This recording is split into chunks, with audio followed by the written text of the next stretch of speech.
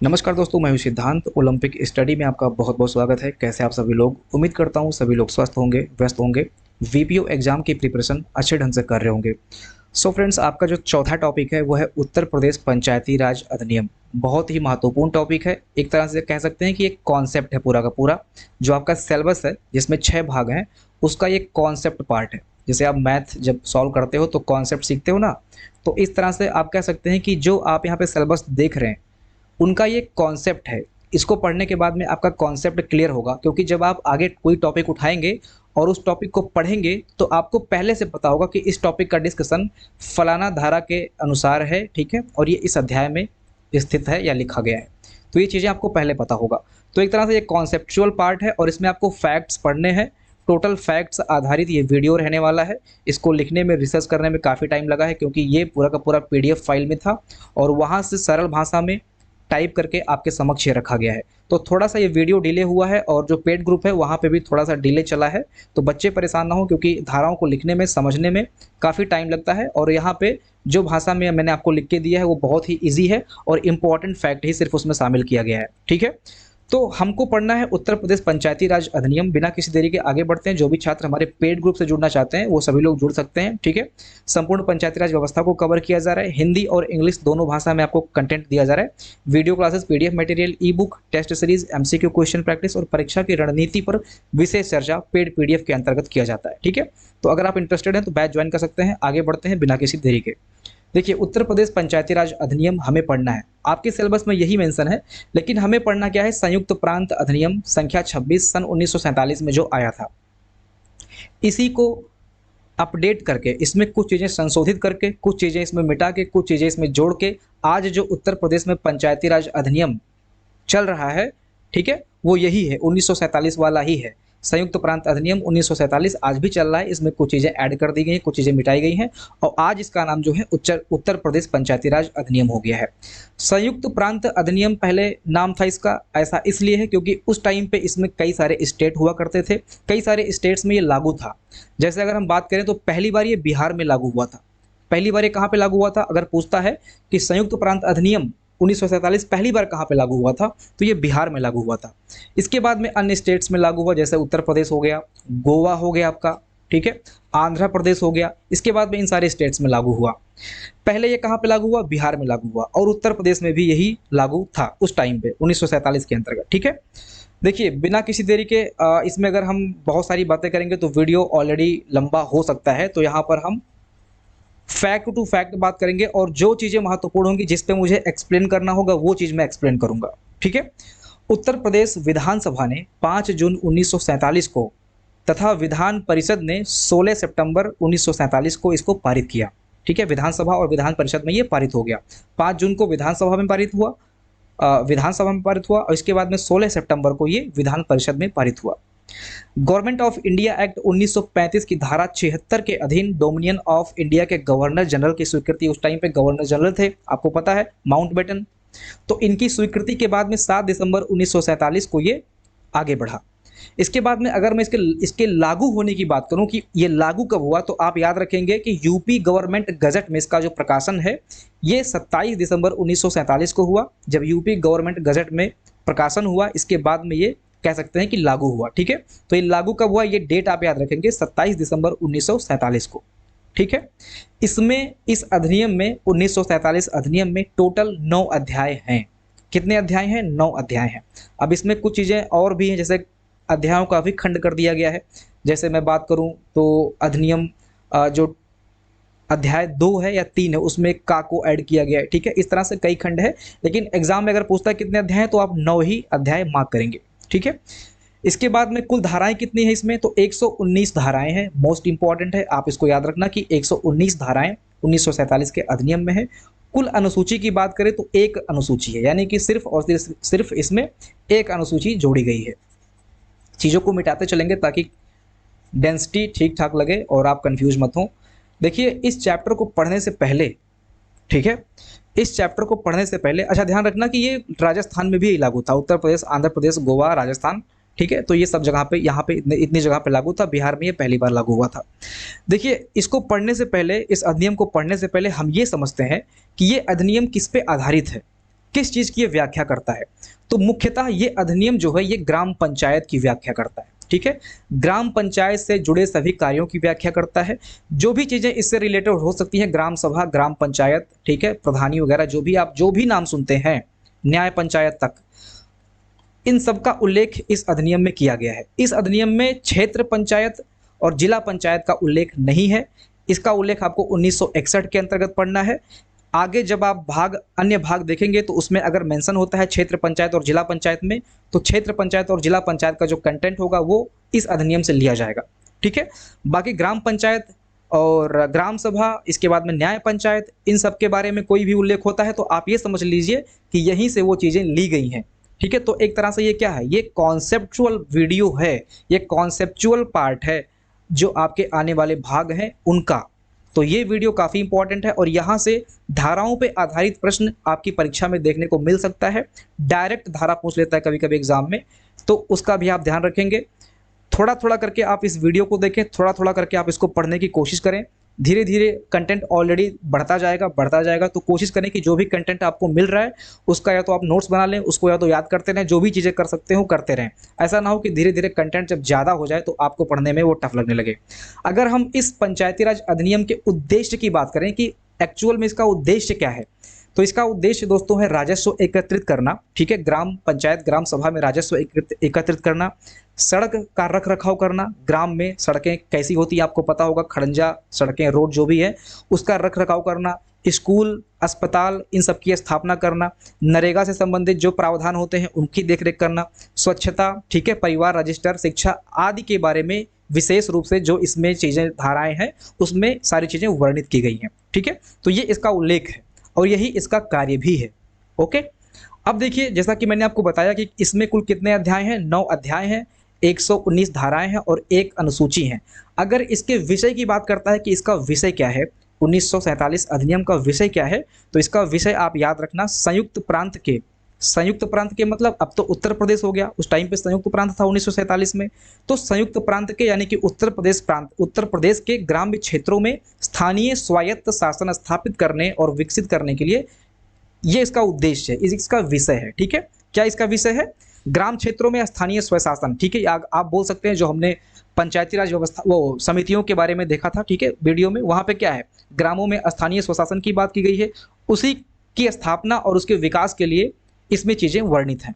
अब हम देखते हैं कि उत्तर प्रदेश पंचायती राज अधिनियम है क्या, 1947, इसकी एक झलक पहले हम देख लेते हैं कंप्लीट रूप से, ठीक है। तो ये इसका एक झलक है, यही आप पढ़ने वाले हैं, ठीक है। और इसको पढ़ाने में मुझे शायद 2-3 वीडियो लग जाए, 2-3 वीडियो में मुझे पढ़ाना पड़े, 2-3 बार फाइल्स को अपडेट करना पड़े।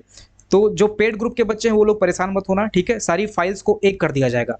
आज इस वीडियो में हम लोग सिर्फ और सिर्फ अध्याय 4 तक पढ़ेंगे, ठीक है। हम लोग यहाँ तक पढ़ेंगे, अध्याय 4 तक पढ़ेंगे। भूमि का अर्जन, ग्राम निधि तथा संपत्ति हम लोग अगली वीडियो में पढ़ने वाले हैं, ठीक है। ताकि ओके, अध्याय 1 के अंतर्गत इसमें जो विषय शामिल है ये है शीर्षक और परिभाषाएं। एक टॉपिक और है विस्तार, ठीक है। तो ये विस्तार, शीर्षक और परिभाषाएं इसके अंतर्गत है। शीर्षक में आपको एक लाइन में एक शीर्षक देखने को मिलेगा, अभी हम आगे चर्चा करेंगे कौन सा शीर्षक है। परिभाषाओं के अंतर्गत कुछ शब्द ऐसे हैं जिनकी परिभाषा लिखी गई है, जैसे न्याय पंचायत क्या है, पिछड़ा वर्ग क्या है, प्रौढ़ किसको कहते हैं, तो ये चीज़ें इसमें परिभाषाओं के अंतर्गत आता है। इसके बाद में विस्तार है। विस्तार में ये है कि ग्राम पंचायत जो है वो कहाँ तक विस्तारित हो सकती है, मतलब उसकी लिमिटेशन क्या है। जैसा कि आपको पता है कि ग्राम पंचायत के आगे नगर पालिका वगैरह स्टार्ट हो जाएगा, महानगर स्टार्ट हो जाएगा, और भी कई सारे क्षेत्र होते हैं जहाँ पे ग्राम पंचायत नहीं होता है। तो कहाँ तक इसका विस्तार हो सकता है, इसका वर्णन इसमें किया गया है, ये इसके विषय हैं। और ये चीज़ें धारा 1 और धारा 2 के अंतर्गत आपको पढ़नी है। इसमें 2 ही धाराएं हैं, ठीक है। अध्याय 2 की अगर हम बात करते हैं तो ग्राम सभाओं की स्थापना तथा संगठन है। इसमें 3 धाराएं हैं, धारा 3, 4, 5। ग्राम सभाओं की स्थापना तथा संगठन के अंतर्गत आपको ये देखना है कि कई सारे ग्राम होते हैं, ठीक है, इनको मिलाकर एक ग्राम सभा या एक ग्राम पंचायत बनाया जाता है। और अगर देखा जाए तो इसमें जिस ग्राम का सबसे अधिक जनसंख्या होता है उसी ग्राम पे उसी नाम पर ग्राम सभा या ग्राम पंचायत का नाम रख दिया जाता है। ठीक है, ग्राम पंचायत किसको बोलते हैं, ग्राम सभा किसको बोलते हैं, इसको मैं अभी डिफाइन करूंगा, तो आप लोग कंफ्यूज मत होना। यहाँ पर मैं कुछ चीजें और कुछ डेफिनेशंस आपको बताता चलूंगा, क्योंकि इसमें आपको न्याय पंचायत शब्द देखने को मिलेगा, ग्राम सभा शब्द देखने को मिलेगा, ग्राम पंचायत शब्द देखने को मिलेगा। तो थोड़ा सा आप वेट करें, इसको हम इस सूची को देख लेते हैं, इसके बाद में इन टॉपिक्स पे आते हैं, ताकि जो कन्फ्यूजन है, जब जो शब्द बार बार आते हैं और उसका अगर मतलब ही आपको नहीं पता है तो फिर वो आपके लिए कन्फ्यूजन क्रिएट कर देगा। ठीक है, देखिए अध्याय 2 का में 2 ये हो गया और 2 का यानी कि संशोधन हुआ है। तो 2 का में फिर से चीजें ऐड की गई हैं। ग्राम पंचायत सदस्यों की अनर्हता व निर्वाचन नामावली, इसमें देखिए धाराएं 5 का से लेकर 10 तक आपको पढ़ना है। ओके, तो ग्राम पंचायत सदस्यों की अनर्हता व निर्वाचन नामावली आपको पढ़ना है। मीन्स अनर्हता का मतलब होता है अयोग्य। अगर ग्राम पंचायत सदस्य के अंदर कुछ चीजें पाई जाती हैं, जैसे अगर वो किसी पद पर है, लाभान्वित पद पर है, तो वो ग्राम पंचायत का सदस्य नहीं हो सकता, प्रधानी वगैरह नहीं लड़ सकता है। दुराचरण के केस पे चल रहा है, दिवालिया अगर है, तो ये सारी चीजें अगर उसके अंदर हैं तो ये अयोग्य माना जाएगा। ठीक है, तो ये सारी चीजें इसके अंतर्गत लिखी गई हैं और निर्वाचन नामावली का भी उल्लेख इसी में है। इसके बाद में अध्याय 3 में आपको पढ़ना है ग्राम सभा की स्थापना व इसके कार्य। इसमें सिर्फ एक धारा है, धारा 11, बहुत आसान है।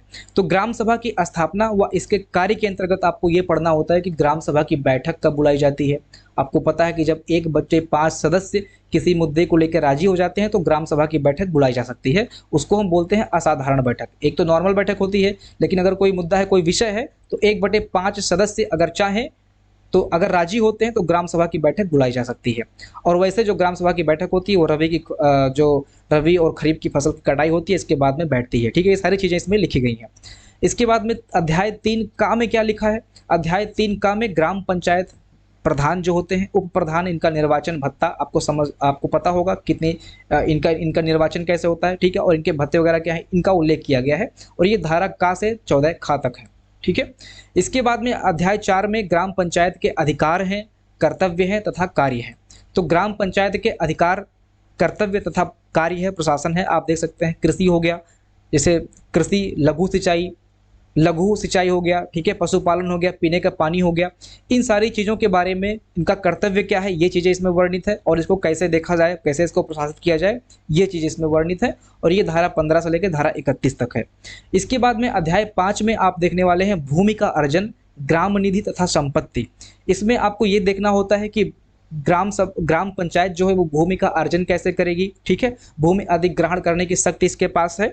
इसके बाद में ग्राम निधि कौन कौन सी होती हैं, इसके बाद में करों और शुल्कों का जो वितरण होता है, ये सारी चीज़ें कैसे होंगी, संपत्ति आदि के बारे में जो रेख है, नियम कानून है, वो अध्याय 5 के अंतर लिखा गया है। धारा 32 से लेकर धारा 41 तक इसको आपको पढ़ना है। अध्याय 6 में न्याय पंचायत पढ़ना है। ठीक है, वैसे जहाँ तक मुझे लगता है कि ये शायद आपको ना पढ़ना पड़े, न्याय पंचायत। ठीक है, बताऊंगा आगे क्यों।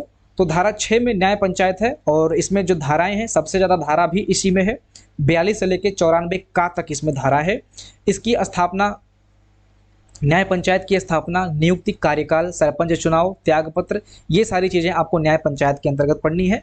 उत्तर प्रदेश में अभी न्याय पंचायत नहीं है। ठीक है, आपको सुनने में बहुत ताजुब होगा, सब लोग न्याय पंचायत करते हैं, लेकिन उत्तर प्रदेश राज्य में अभी कोई न्याय पंचायत नहीं है। ठीक है, कुछ टाइम तक था, मैं बताऊंगा, इस पे आऊँगा। ठीक है, तो आप लोग परेशान मत होना, इसको शायद आपको ना पढ़ना पड़े, जैसा मैं देखूंगा आगे वैसा मैं आपको बताऊंगा। सबसे ज़्यादा धारा भी इसी में है। इसके बाद में अगर हम बात करें अध्याय 7 में, तो बाह्य नियंत्रण है, जो कि धारा 95 से लेकर 96 तक है।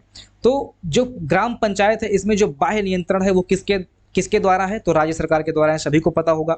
ठीक है, तो इसमें ग्राम पंचायत, संयुक्त समितियां जो होती हैं, जैसे ग्राम पंचायत हो गया, इसके बाद में संयुक्त समितियां होती हैं, न्याय पंचायत होता है। इनके निर्देशन में अगर कोई चीज़ राज्य सरकार के अंडर में जाती है, जैसे कब्जा हो गया, निरीक्षण हो गया, अचल संपत्ति वगैरह हो गया, तो इन सब का जो निरीक्षण वगैरह है ये राज्य सरकार द्वारा होगा। ठीक है, और ये इसी को बोलते हैं बाह्य नियंत्रण, और ये धारा 95 से लेकर 96 का तक वर्णित है। ये चीज़ इसके अंतर्गत पढ़ना है। बाकी अभी हम जब अध्याय पे आएंगे तो उसमें सारी चीज़ें आपको डिटेल में कराई जाएंगी। ये मैं आपको ऊपर से एक बार प्रारूप दिखा रहा हूँ कि ऐसे ऐसे आपको पढ़ना है। ठीक है, अध्याय 8 में अधिनियमों के प्रावधानों के उल्लंघन के लिए जुर्माना है, उल्लंघन के लिए जो अपील वगैरह कर सकते हो वो चीज़ें हैं। ठीक है, आप कोई नियम उल्लंघन करते हैं तो आप पे जुर्माना लगता है। अगर कोई नोटिस आपके ऊपर जारी हुआ है और नोटिस जारी के डेट पर आप उपस्थित नहीं हो रहे हो तो उस पर भी जुर्माना लगता है। कोई संपत्ति है उसको आप खराब दे रहे हो तो खराब कर दे रहे हो, सरकारी संपत्ति है, ठीक है, उसको आप तोड़ दे रहे हो, खराब कर रहे हो तो उस पर भी जुर्माना लगता है, ठीक है। तो ये चीज़ें आपको अध्याय 8 के अंतर्गत पढ़ना है। और अध्याय 9 जो कि आपका आखिरी अध्याय है, इसमें नियम, उपविधियां और निरसन पढ़ना है, ठीक है। तो राज्य सरकार के जो नियम है, जिसमें इसके बाद में जो उपविधियां, इसके अंतर्गत आपको जो जिला पंचायत के नियम है, ग्राम पंचायत के नियम है, ये चीज़ें आती हैं, ठीक है। निरसन में अगर कोई पदाधिकारी की मृत्यु हो जाती है या कोई त्याग पत्र दे देता है, ठीक है, ऐसे केस में क्या होगा, ये चीज़ें इस धाराओं में वर्णित हैं। तो राज्य सरकार के नियम, इसके बाद में ग्राम पंचायत, जिला पंचायत के जो उपविधियां या नियम कह सकते हैं वो चीज़ें, और अगर कोई त्यागपत्र देता है, कोई किसी की मृत्यु हो जाती है तो उस कंडीशन में क्या चीज़ें होंगी, वो चीज़ें धाराएं 110 से 119 के अंतर्गत आपको पढ़ना है।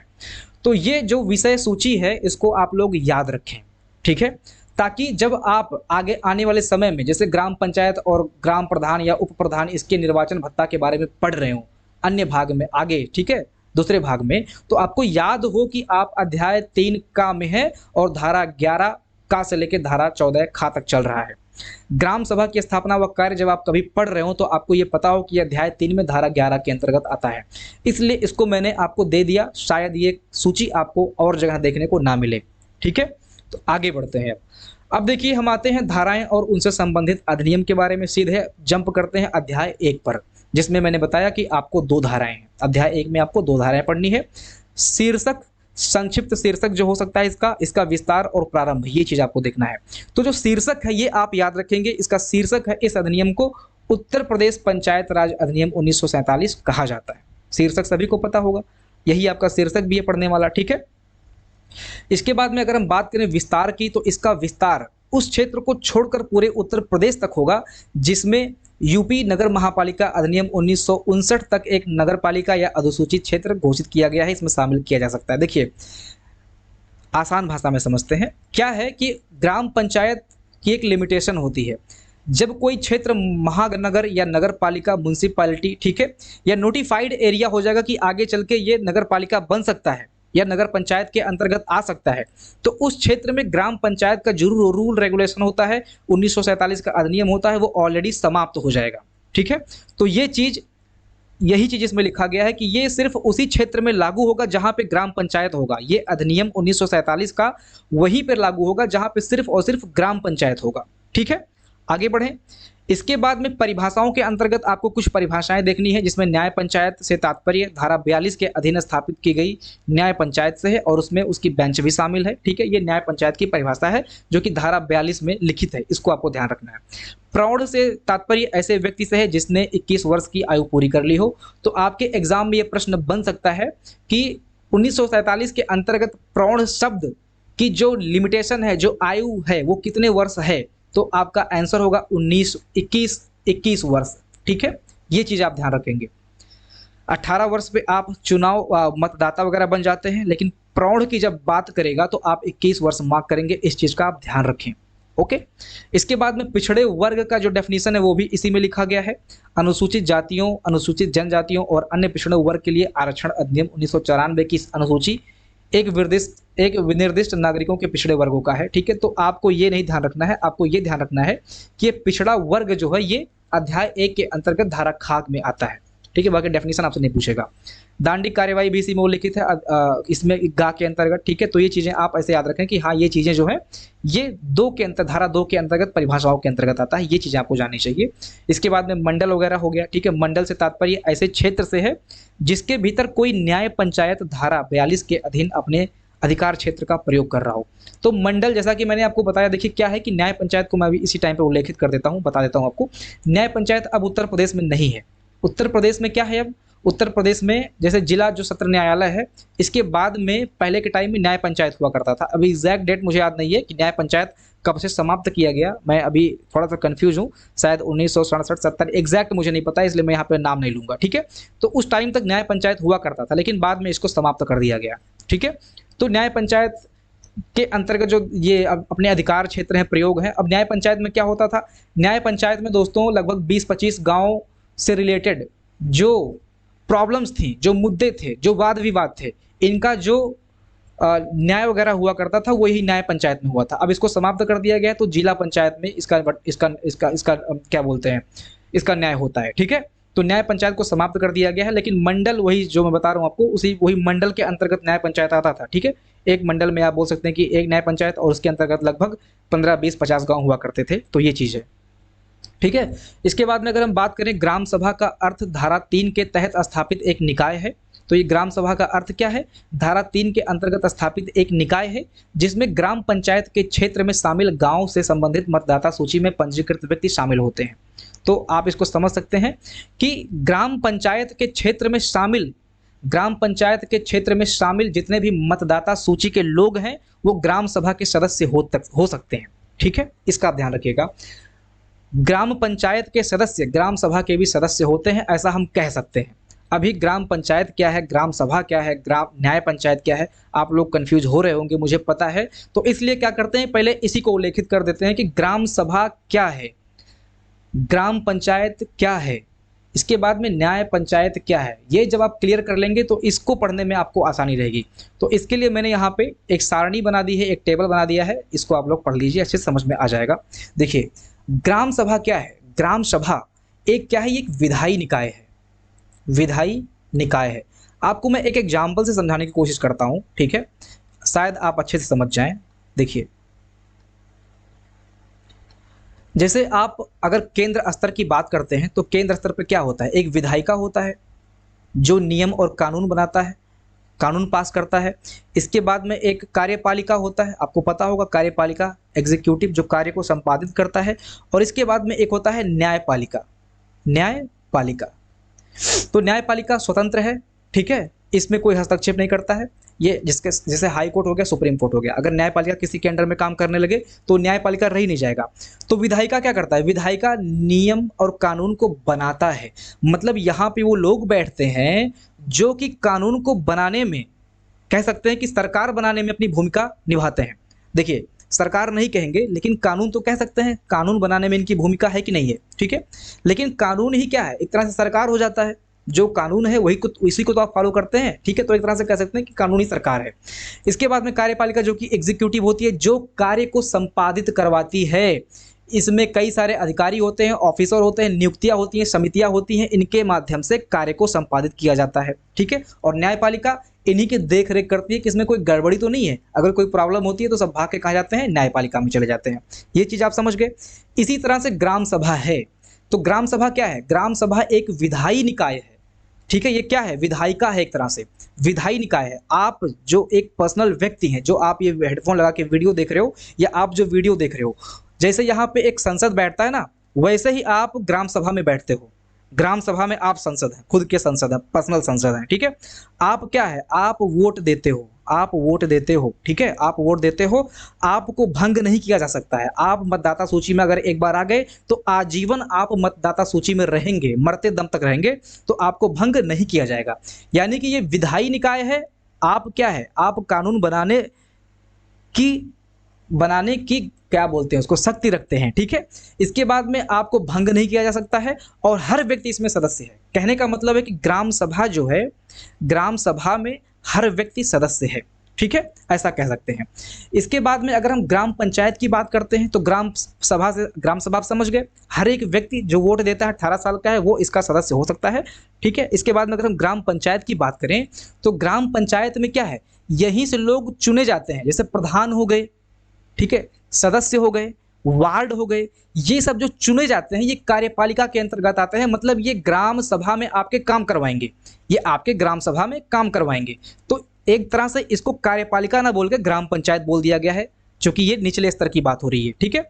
तो ये जो पंचायत राज व्यवस्था है, उसमें ये निम्नतम स्तर है ग्राम पंचायत, ठीक है। तो कार्यपालिका का ये निम्नतम स्तर हो गया ग्राम पंचायत, ठीक है। और ग्राम पंचायत को कभी भी भंग किया जा सकता है, ग्राम पंचायत को कभी भी भंग किया जा सकता है। 5 वर्ष के बाद में आपको पता है इसका चुनाव होता है, तो ये अस्थायी है, ठीक है। और इसमें वार्ड होते हैं, सदस्य होते हैं, प्रधान होते हैं, और ये यही ग्राम सभा से चुने जाते हैं, ओके, समझ गए। अब और न्याय पंचायत क्या है? जैसे न्यायपालिका है, तो न्याय पंचायत वही है कि कई गाँवों को मिला के, जैसे 10, 20, 50 गाँव हो गए, वहाँ को मिला के मंडल स्तर पर न्याय पंचायत की स्थापना की जाती थी, और जिला सत्र न्यायालय जो होता है आपका, उससे नीचे ये कार्य करता था, और जो वाद विवाद होते थे गाँव से संबंधित, उनका ये निपटारा करता था। लेकिन अब इसको समाप्त कर दिया गया है। अब ग्राम पंचायत और ग्राम सभा और ग्राम पंचायत ही है, ठीक है। अब न्यायपालिका सीधे आपका जिला सत्र न्यायालय में होता है, ठीक है। यहाँ पे आपके वाद विवाद और निपटारे सुलझाए जाते हैं। देखिए, अब ये चीज़ आप समझ गए। अब जब इसमें ग्राम सभा आएगा तो आप ये समझ लेना कि इस ग्राम सभा की बात हो रही है, यानी कि आपकी बात हो रही है, ठीक है। सिर्फ और सिर्फ आपकी बात हो रही है, विधायी निकाय की बात हो रही है, जिसको हम भंग नहीं कर सकते उसकी बात हो रही है, और हर एक व्यक्ति जो सदस्य है उसकी बात हो रही है।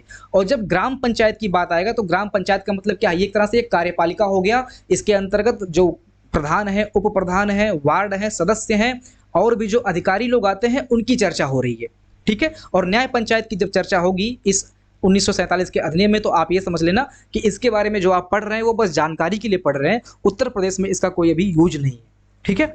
तो अध्याय 2 में आपने धारा पढ़ना है, धारा 3 पढ़ना है। राज्य सरकार सरकारी बजट में अधिसूचना द्वारा किसी ग्राम के लिए या ग्रामों के समूह के लिए एक ग्राम सभा स्थापित करेगी। ग्रामों का समूह में जो सबसे अधिक जनसंख्या वाला ग्राम होगा, उसी के नाम पर जो है ग्राम सभा का नाम पड़ जाएगा, ठीक है। जो आपके ग्राम सभा का नाम है, आप देखेंगे कि अगर आपके यहाँ 2-3 पुरवा होगा, 2-3 ग्राम होगा, तो उसमें जो सबसे अधिक जनसंख्या वाला होगा, उसी के नाम पे आपके ग्राम सभा का नाम होगा।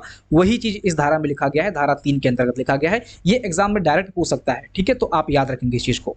आगे बढ़ें, ठीक है। अब हम आते हैं अध्याय 2 के का पर, ग्राम पंचायत सदस्यों की अनर्हता, मतलब इनकी अयोग्यता, व निर्वाचन और नामावली। निर्वाचन नामावली का मतलब मतदाता सूची में जो नाम आता है ना, मतदाता सूची में नाम जिसे बोलते नहीं है, वही होता है निर्वाचन नामावली। तो अध्याय 2 का है ये, यानी कि अगेन यहाँ पे संशोधन हुआ है। जो 2 है इसमें का को ऐड किया गया है, संशोधन है इसमें ऐड किया गया है, चीज़ें इसमें ऐड की गई हैं। पहले क्या था? पहले जो क्या बोलते हैं, जैसे कोई आयु सीमा तय नहीं थी, ठीक है। तो जब आयु सीमा तय नहीं थी, एक तरह से बोल सकते हैं, तो उसमें घपला हो जाया करता था, कौन कितने टाइम तक रहेगा, कौन अयोग्य है, कौन योग्य है। तो ये चीज़ें पहले के जो अधिनियम हुआ करते थे 47 में, वो चीज़ें नहीं होती थी। तो वहाँ पे क्या होती थी? वहाँ पे व्यवस्थित नहीं रह जाती थी, वो लोग अपने मनमानी करने लगते थे। तो इसलिए फिर बाद में इसका संशोधन हुआ होगा, और फिर 2 का को ऐड कर दिया गया कि भैया 21 से ऊपर जो है वही प्रधानी का चुनाव लड़ सकता है। ये सारी चीज़ें इसमें ऐड कर दी गई, ठीक है। अब यही चीज़ इसमें आपको पढ़ना है और कुछ नहीं है इसमें। अब देखिए लिखा क्या है 5 का धारा के अंतर्गत, विधानमंडल के निर्वाचन हेतु अयोग्य हों। देखिए, अगर कोई विधानमंडल का चुनाव होता है, विधानमंडल से संबंधित कोई चुनाव होता है जिसमें से विधायक वगैरह हो गए, ठीक है, अगर ये इसके लिए अयोग्य है, तो ये देखिए यहाँ पे शब्द देखिएगा ध्यान से, क्या लिखा हुआ है शब्द? ग्राम पंचायत, और ऊपर शब्द क्या लिखा था? ऊपर लिखा था ग्राम सभा, ठीक है। ध्यान रखना, इसी चीज़ों को बहुत अच्छे से समझना है, अदरवाइज ग्राम सभा की जगह पे आप ग्राम पंचायत की धारा मार्क कर देंगे, और ग्राम पंचायत की जगह पे ग्राम सभा की धारा लगा देंगे, और अध्याय भी आपसे बदल सकता है। तो ग्राम सभा और ग्राम पंचायत में अच्छे से अंतर समझ लीजिए, ठीक है। तो जहाँ ग्राम सभा पूछेगा तहाँ ग्राम सभा, जहाँ ग्राम पंचायत पूछेगा वहाँ ग्राम पंचायत।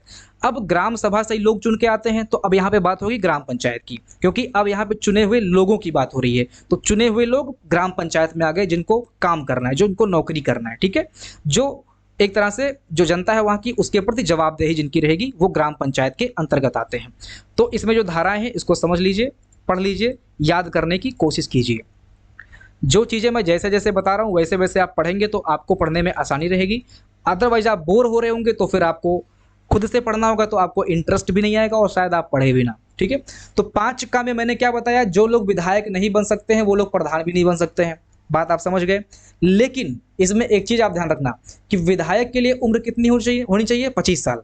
और ग्राम पंचायत सदस्यों की जो मिनिमम आयु है वो 21 साल है। ये चीज़ यहाँ पे क्या है? अपवाद है। जब आप केमिस्ट्री पढ़ते थे तो केमिस्ट्री क्या है? अपवादों का विषय है। वही चीज़ थोड़ा बहुत आपको यहाँ पे भी देखने को मिल रहा है। 25 की जगह पे यहाँ पे 21 वर्ष मान्य होगा ग्राम पंचायत के सदस्य होने के लिए, ठीक है। बाकी सिर्फ और सिर्फ विधानमंडल में 25 वर्ष मांगा गया है, इस चीज़ का आप ध्यान रखेंगे, ठीक है। बाकी अन्य जो चीज़ें हैं, अगर वो चीज़ उस चीज़ के लिए अयोग्य है तो यहाँ पे भी वो अयोग्य माना जाएगा। 5 खा में क्या है? ग्राम पंचायत या न्याय पंचायत का वेतन भोगी या सेवक है। देखिए, ग्राम पंचायत या न्याय पंचायत, तो न्याय पंचायत वही समझ लीजिए कि है नहीं, लेकिन ग्राम पंचायत का अगर वेतन भोगी या सेवक है, किसी पद पर पहले से है या किसी और पद पे है जहां उसको वेतन भी मिल रहा है, तो अगर ये चीज उसके अंतर्गत आ रही है तो वो अयोग्य होगा, ठीक है, वो अनर्हता के अंतर्गत आएगा, ठीक है, वो ग्राम पंचायत का सदस्य नहीं हो सकता है। लाभ का पद धारण कर रहा हो तो भी ग्राम पंचायत सदस्य नहीं हो सकता है। दुराचरण की वजह से कहीं से उसको हटाया गया हो तो भी वो ग्राम पंचायत का सदस्य नहीं हो सकता है। एक दिवालिया हो तो भी नहीं हो सकता है। नैतिक अधमता के किसी अपराध में दोषी हो तो भी नहीं हो सकता है। आवश्यक वस्तु अधिनियम 1955 के अंतर्गत 3 माह की जेल अगर काट के आया है तो भी नहीं हो सकता है। सदस्यता की समाप्ति, अब देखिए, अब बात ये है ना, ये जो आप पढ़ रहे हो, मैं मानता हूं कि आपको हो सकता है कि धारा 5 गा आपसे ना पूछ ले कि धारा 5 गा में क्या वर्णित है, लेकिन आपसे परीक्षा में ये प्रश्न जरूर पूछ सकता है कि निम्नलिखित में से ग्राम पंचायत सदस्य के लिए कौन सी अनर्हता है। अगर ये और एक बीच में दे देगा ऐसा जो अनर्हता नहीं होगा तो आप कंफ्यूज हो जाएंगे। इसलिए जो प्रमुख अनर्हताएं हैं एटलीस्ट उसको आप देख लीजिए। सारी अनर्हताओं को लिखना और पढ़ना आसान नहीं है, कठिन हो जाएगा, लेकिन कुछ प्रमुख अनर्हताएं हैं जिसको आपको पढ़ना ही चाहिए, यही एग्जाम में पूछेगा। ये चीजें आपके एग्जाम पॉइंट ऑफ व्यू से इंपॉर्टेंट है, ठीक है। इसलिए आप ये समझ लीजिए कि ग्राम पंचायत का सदस्य कौन नहीं हो सकता है, जिसने ये कांड किया हो, ठीक है, जिसने ये पाप किए हो वो ग्राम पंचायत का सदस्य नहीं हो सकता है, ये चीज है, इसलिए आप इसको पढ़ें। इसके बाद में सदस्यता की समाप्ति भी होती है। भाई अगर किसी ने पद ले लिया, अपना फर्जी कार्ड वगैरह करके जो भी चीजें हैं, अगर वो काम करवा लिया है, ठीक है, सदस्यता की समाप्ति, तो यहाँ पे देख सकते हैं यदि किसी सदस्य का नाम ग्राम पंचायत की निर्वाचक नामावली से निकाल दिया जाए तो वो सदस्य नहीं होगा। चलो ठीक है, ये वो बात नहीं है, ये बात ये है कि अगर किसी का निर्वाचक नामावली से मतदाता सूची से नाम हटा दिया जाता है तो फिर वो ग्राम पंचायत का सदस्य नहीं रह जा सकता है, ठीक है। मतदाता सूची दोस्तों वही है, आप भूल तो नहीं रहे, मतदाता सूची कहते नहीं है कि चुनाव में वोट डालने के लिए आपका नाम आया है कि नहीं आया है, तो वही है मतदाता सूची में आपका नाम आवा है कि नहीं आवा है, तो वही चीज ये भी है। अगर उसमें आपका नाम नहीं है तो फिर आपकी सदस्यता समाप्त हो जाएगी, ठीक है, आप ग्राम पंचायत के सदस्य नहीं रहेंगे, ठीक है। इसके बाद में धारा 6 का को ऐड किया गया है। अनर्हता संबंधी प्रश्नों का जो निर्णय होगा वो सक्षम प्राधिकारी द्वारा लिया जाएगा। ऐसा नहीं कि कोई बैठ के वहां निर्णय ले लेता है कि ये लो भैया अयोग्य है, ये ऐसा नहीं है, वहां पे कोई सक्षम प्राधिकारी होगा, ठीक है, नियुक्त किया गया होगा, वो इसका निर्णय लेगा, ठीक है। इसके बाद में हम देखते हैं धारा 8। धारा 8 में यह वर्णित है कि जनसंख्या में परिवर्तन अथवा ग्राम पंचायत के क्षेत्र को ग्राम पंचायत नगर पालिका में सम्मिलित करने का प्रभाव, जितना क्षेत्र सम्मिलित होगा उतना क्षेत्र जो है वो ग्राम पंचायत से हटा दिया जाएगा। फॉर एग्जाम्पल जैसे ये चीज है, ठीक है, और इधर ये चीज है, ये चीज है। अब ये चीज मैं कर रहा हूँ, बताता हूँ क्या है, परेशान मत हो। और ये आपका बीच में हाईवे गया है, ठीक है, ये बीच में आपका हाईवे गया है, ये है आपका ग्राम पंचायत। क्या है ये? ग्राम पंचायत है, और इधर बगल में ही क्या है, नगर पालिका है, बगल ही नगर पालिका है, ठीक है। अब देखिए अब क्या होगा, धीरे धीरे ये क्षेत्र डेवलपमेंट पे आ जाएगा, यहाँ पे विकास होगा कि नहीं होगा। फिर क्या होगा, धीरे धीरे इसको नगर पालिका में शामिल करने की कोशिश की जाएगी। तो जितना क्षेत्र नगर पालिका में चला जाएगा वहां से ये जो अधिनियम है उसका रूल रेगुलेशन हट जाएगा, और क्षेत्र पंचायत या नगर पंचायत जहां पे भी चीजें आती हैं उसका अधिनियम यहाँ पे चालू हो जाएगा। वही चीज लिखा गया है, उस क्षेत्र को ग्राम पंचायत से हटा दिया जाएगा, यानी कि ग्राम पंचायत से ये क्षेत्र हट जाएगा, वो जिधर भी जाना होगा चला जाए अपना, ठीक है, वो ग्राम पंचायत में नहीं रह गया। ये चीज इसमें वर्णित है धारा 8 में, याद रखिएगा। इसके बाद में धारा 9 में क्या है, प्रत्येक ग्राम पंचायत के प्रादेशिक निर्वाचन क्षेत्र के लिए एक निर्वाचक नामावली तैयार किया जाएगा। वही चीज है दोस्तों कि प्रत्येक ग्राम पंचायत के चुनाव के लिए या क्षेत्र के लिए एक मतदाता सूची तैयार किया जाएगा, ठीक है, जिसमें सभी लोग वोट देंगे। ये चीज इसमें लिखा गया है। राज्य निर्वाचन आयोग के अधिरक्षण में ये चीज होगा, निर्देशन और नियंत्रण में होगा। मतदाता सूची तैयार करने में आपको पता है कुछ चीज़ों की जानकारी मांगी जाती है, जैसे कोई पागल तो नहीं है, जैसे अगर कोई पागल है। अच्छा, आप लोग कमेंट सेक्शन करके मुझे कमेंट में कमेंट करके बताइए, मैं आप लोगों से पूछना चाहता हूँ, इसका एग्जाम्पल मैं नहीं दूंगा। अगर कोई व्यक्ति पागल है, ठीक है, उसको बुद्धि नहीं है, पागल मतलब पागल, ठीक है, जैसे कोई एकदम से मेंटल हो गया हो, भागता हो यहाँ, उसको बिल्कुल भी अकल नहीं है कि मोदी जी ने काम क्या किया है, योगी जी ने काम क्या किया है, अखिलेश जी ने काम क्या किया है, और प्रधान हमारे यहाँ कौन सबसे बढ़िया है, ठीक है, तो क्या इसको वोट देने का अधिकार होना चाहिए? आप लोग कमेंट करके बताइए। अगर आप लोग यहाँ तक पहुंचे हैं तो इस पे जरा विचार कीजिए कि क्या एक पागल व्यक्ति, अरे आप देखेंगे एक जिले में हजारों से हजारों पागल होते हैं, ठीक है, लाखों तो नहीं कहूंगा लेकिन हजारों पागल मिल जाएंगे आपको, 10-15 हजार पागल मिल जाएंगे, ठीक है, गाँव क्षेत्र में ज्यादा देखने को मिलेंगे आपको। ओके, तो आप बताइए कि क्या इनको वोट देने का अधिकार है? ठीक है, ये बहुत ही क्या बोलते हैं, संवेदनशील बात है, इसलिए आप सोच समझ के आंसर दीजिएगा, ठीक है। अब हम आगे बढ़ते हैं। देखिए तो वही चीज़ है कि राज्य निर्वाचन आयोग के अध्यक्षण और निर्देशन में ये चीज़ें तैयार की जाएंगी, किसका नाम मतदाता सूची में आए, किसका नाम नहीं आए। आते हैं धारा 3 के अंतर्गत, 9(3) के अंतर्गत, प्रत्येक व्यक्ति जिसने उस वर्ष की 1 जनवरी को 18 तारीख पूरी कर ली हो, वह निर्वाचक नामावली में रजिस्ट्रीकरण का हकदार होगा। यानी कि 1 जनवरी डेट डिसाइड किया गया है कि 1 जनवरी जिसने उस वर्ष 1 जनवरी को, जिस वर्ष चुनाव वगैरह हो रहा है, ठीक है, नहीं, प्रत्येक व्यक्ति जिसने उस वर्ष की 1 तारीख को, ठीक है, जैसे कोई व्यक्ति है वो फरवरी में पैदा हुआ है, 18वें साल में जनवरी में अगर देखते हैं कि अगर वो 1 साल का हो गया है, मतलब 1 वर्ष 18 वर्ष उसका 1 जनवरी को पूरा हो जाए, कहने का मतलब बस इतना सा है, वो निर्वाचक नामावली में रजिस्ट्रीकरण का हकदार होगा। कंफ्यूज नहीं करेंगे आपको, क्योंकि ऑलरेडी बहुत ज़्यादा कन्फ्यूजन आप लोगों को हो रहा होगा। अब हम देखते हैं, वैसे ये डिस्क्लोज मुझे नहीं करना चाहिए था, चलो ठीक है। 9(4) में आप पढ़ लीजिएगा इसमें क्या लिखा है, मैं इसको नहीं पढ़ूंगा, ये थोड़ा सा यहाँ पे चीज़ें आप पढ़ लीजिएगा, ठीक है। और एक चीज़ ध्यान रखिएगा, ये कमेंट आप जरूर कीजिएगा। आगे बढ़ते हैं, देखिए 9 का क्या लिखा हुआ है। 9 का लिखा हुआ है, अगर आपको ये चीज़ ना पता हो तो मुझे कमेंट कीजिएगा कि सर आप बताइए, ठीक है। मैं आपको कमेंट करके आंसर पिन कर दूंगा कमेंट में, कि पागल को जो मेंटल होता है उसको चुनाव में वोट देने का अधिकार है कि नहीं है। 9 का में है, मत देने का अधिकार किसी पद पर निर्वाचन तथा निर्देशन नियुक्ति का पात्र वो होगा यदि वह 21 वर्ष की उम्र पार कर ली हो। देखिए ग्राम पंचायत में अगर कहीं पे वो निर्वाचित हो रहा है, ठीक है, और किसी के निर्देशन में वो आ रहा है, तो उसकी उम्र कम से कम 21 वर्ष होनी चाहिए। ग्राम सभा का जो सदस्य है उसका उम्र कितना होना चाहिए, उसका उम्र 18 वर्ष होना चाहिए जिसको वोट देना है। लेकिन ग्राम पंचायत में अगर किसी मत देने के अधिकार, मतलब अगर कोई जैसे कोई व्यक्ति जो ग्राम पंचायत से रिलेटेड कोई सदस्य है, अगर वो कहीं पे मत वगैरह दे रहा है तो वो कम से कम 21 साल का होना चाहिए, ठीक है। ये चीज़ आप समझ लीजिए। बाकी ग्राम सभा में तो 18 साल है, ठीक है। आगे बढ़ते हैं। अध्याय 3 में आपको ग्राम सभा की बैठक और उसके कार्य पढ़ने हैं। कार्यकृत्य मतलब कार्य होता है, ग्राम सभा की बैठक और उसके कार्य पढ़ने हैं। तो ग्राम सभा की बैठक को पढ़ लेते हैं। धारा 11(a) को पढ़ते हैं और इसमें बहुत सारी चीज़ें मेंशन की गई हैं। प्रत्येक ग्राम सभा की प्रतिवर्ष 2 बैठक होगी, 1 साल में ग्राम सभा की 2 बैठक होगी। ग्राम सभा बोल रहा हूँ, ध्यान दीजिएगा, प्रत्येक वर्ष ग्राम सभा की 2 बैठक होगी, ठीक है। एक बैठक जो है वो खरीफ फसल कटने के तुरंत बाद होगा, जब खरीफ की फसल कट जाती है चावल वगैरह, और दूसरा जब रबी की फसल कटती है गेहूं वगैरह, इसके बाद में एक बैठक होती है। यानी कि साल में 2 बैठक होती है। और इसकी जो अध्यक्षता है, ये अध्यक्ष कौन होता है, इसका ग्राम प्रधान होता है। ध्यान रखिएगा, ग्राम सभा की जो बैठक होती है उसकी अध्यक्षता कौन करता है, ग्राम प्रधान करता है। ये महत्वपूर्ण है, इसको आप याद रखना, एग्जाम में पूछ सकता है।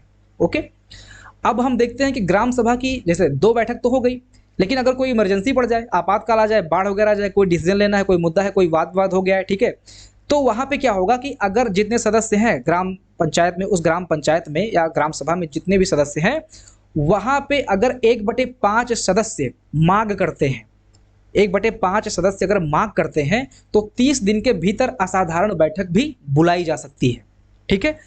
तथा प्रधान द्वारा ना बुलाने पर भी नियत प्राधिकारी बुला सकता है, बैठक बुला सकता है। अब 1/5 सदस्य किसी मांग पर बैठे हुए हैं, इनको बैठक चाहिए, लेकिन प्रधान यहाँ पे ढिलाई कर रहा है, प्रधान कहीं बिजी है, चला गया है, ठीक है, लीव लेके थाईलैंड चला गया है। तो यहाँ पे क्या होगा, यहाँ पे जो नियत प्राधिकारी होगा वो बैठक बुला सकता है, ठीक है। इसको आप समझ गए, जैसे ग्राम पंचायत अधिकारी हो गया, वीडियो हो गया, जो भी नियत प्राधिकारी को नियुक्त किया गया होगा वो इसको यहाँ पे बुला सकता है। आगे बढ़ें। धारा 11(2) में क्या लिखा गया है, गणपूर्ति की संख्या कुल सदस्यों की 1/5 होगी। देखिए जब कोई बैठक होती है तो उसमें सदस्यों की भी संख्या होनी चाहिए। ऐसा नहीं कि ये जो 1/5 सदस्य बैठक बुला रहे थे, जिनकी बड़ी डिमांड थी कि बैठक बैठे, और यही लोग गायब हो जाएं।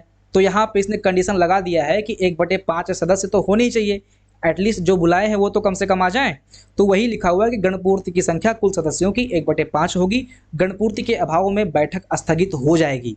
ये भी ध्यान रखना कि 1/5 जब गणपूर्ति नहीं होगा, 1/5 लोग नहीं आएंगे, तो बैठक को स्थगित कर दिया जाएगा। लेकिन पुनः अगर बैठक की मांग होती है, पुनः बैठक की मांग होती है और ये 1/5 भी नहीं आते हैं तो भी बैठक होगी, चाहे कोई आए या ना आए। अब यहाँ पे कोई आए या ना आए ऐसा बोल सकते हैं, लेकिन यहाँ पे आप ये समझ लीजिए कि 1/5 नहीं आए हैं, लेकिन इक्का दुक्का तो पहुँच ही जाएंगे, ऐसा नहीं है, ठीक है। तो ये चीज 11(2) के अंतर्गत वर्णित है। धारा 11(3) को देख लेते हैं, इसमें क्या लिखा हुआ है। धारा 11(3) में ग्राम सभा प्रमुख विषयों पर विचार करके ग्राम पंचायत को सुझाव दे सकती है। तो यही है, ये जो ग्राम सभा बैठक बुलाई गई है, ये प्रमुख विषयों पर विचार करके, जैसे आप लोग पहुंचेंगे वहां पे, विचार विमर्श होगा, आप राजी होंगे नहीं राजी होंगे, भाई आप ही विधायी हैं, ठीक है, विधायी क्या विधायिका आप ही हैं, लोग पहुंचेंगे वहां पे, तो एक विचार बनेगा और वो विचार जो है ग्राम पंचायत के सदस्य यानी कि प्रधान वगैरह को दिया जाएगा, सुझाव दिया जाएगा। इसीलिए ग्राम सभा की बैठक बुलाई जाती है। ठीक है, बात समझ में आ रही है। इसके बाद में हम बढ़ते हैं अध्याय 4 की तरफ। अध्याय 4 में ग्राम पंचायत के अधिकार, कर्तव्य, कृत्य और प्रशासन लिखा गया है। अब ये ग्राम सभा की बात खत्म हो गई, ग्राम सभा में आपका जो पावर था वो खत्म। ठीक है, वैसे कोई जाता वाता नहीं, आपको पता होगा कि ग्राम सभा में कितने लोग जाते हैं, कोई ज़्यादा नहीं है, ग्राम प्रधान भी बैठता है वहाँ पे और 2-4 लोग बैठ जाते हैं, और जो थोड़ा सा जैसे जो नरेगा वगैरह से रिलेटेड लोग होते हैं ना, वो लोग पहुँच जाते हैं वहाँ पे, कुछ महिलाएं पहुँच जाती हैं। ठीक है, और भी जो कुछ काम होता है, खड़ंजा वगैरह का बात हो गया, तो लोग पहुँचते हैं, बाकी ऐसा कुछ नहीं है। ठीक है, होता है, मैं नहीं कह रहा हूँ कि नहीं होता है।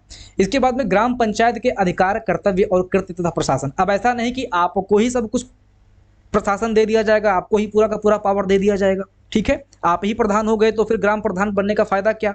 आप ही सोचिए जरा, जब आप ही डिसीजन लेंगे, आप ही नियम कानून बनाएंगे, तब तो ग्राम प्रधान आप ही हैं। लेकिन यहाँ पे ग्राम पंचायत के सदस्यों को भी कुछ अधिकार दिया गया है, ग्राम पंचायत का अपना भी कुछ अधिकार है। वही अधिकार जो है अध्याय 4 के अंतर्गत आपको पढ़ना है। धारा 15 में राज्य सरकार के निर्देशों के अधीन रहते हुए, ये आप ध्यान रखिएगा। अब ऐसा भी नहीं है, देखिए मैंने कहा था कि जब 64वां संविधान संशोधन हुआ था तो उस टाइम क्या हुआ था, यही जो पावर आप देख रहे हैं कि ग्राम पंचायत के अधिकार, कर्तव्य, कृत्य तथा प्रशासन, ये पावर बढ़ा दिया गया था। 64वें संविधान संशोधन में ये पावर बढ़ा दिया गया था, ग्राम पंचायत को पावरफुल बना दिया गया था। तब वहां पे क्या हुआ था, वहां पे तब जो राज्य थी, जो राज्य सरकार थी, जितने नेशनल लेवल पर राज्य सरकार थी, अधिकांश राज्यों ने वहां पे विरोध किया था।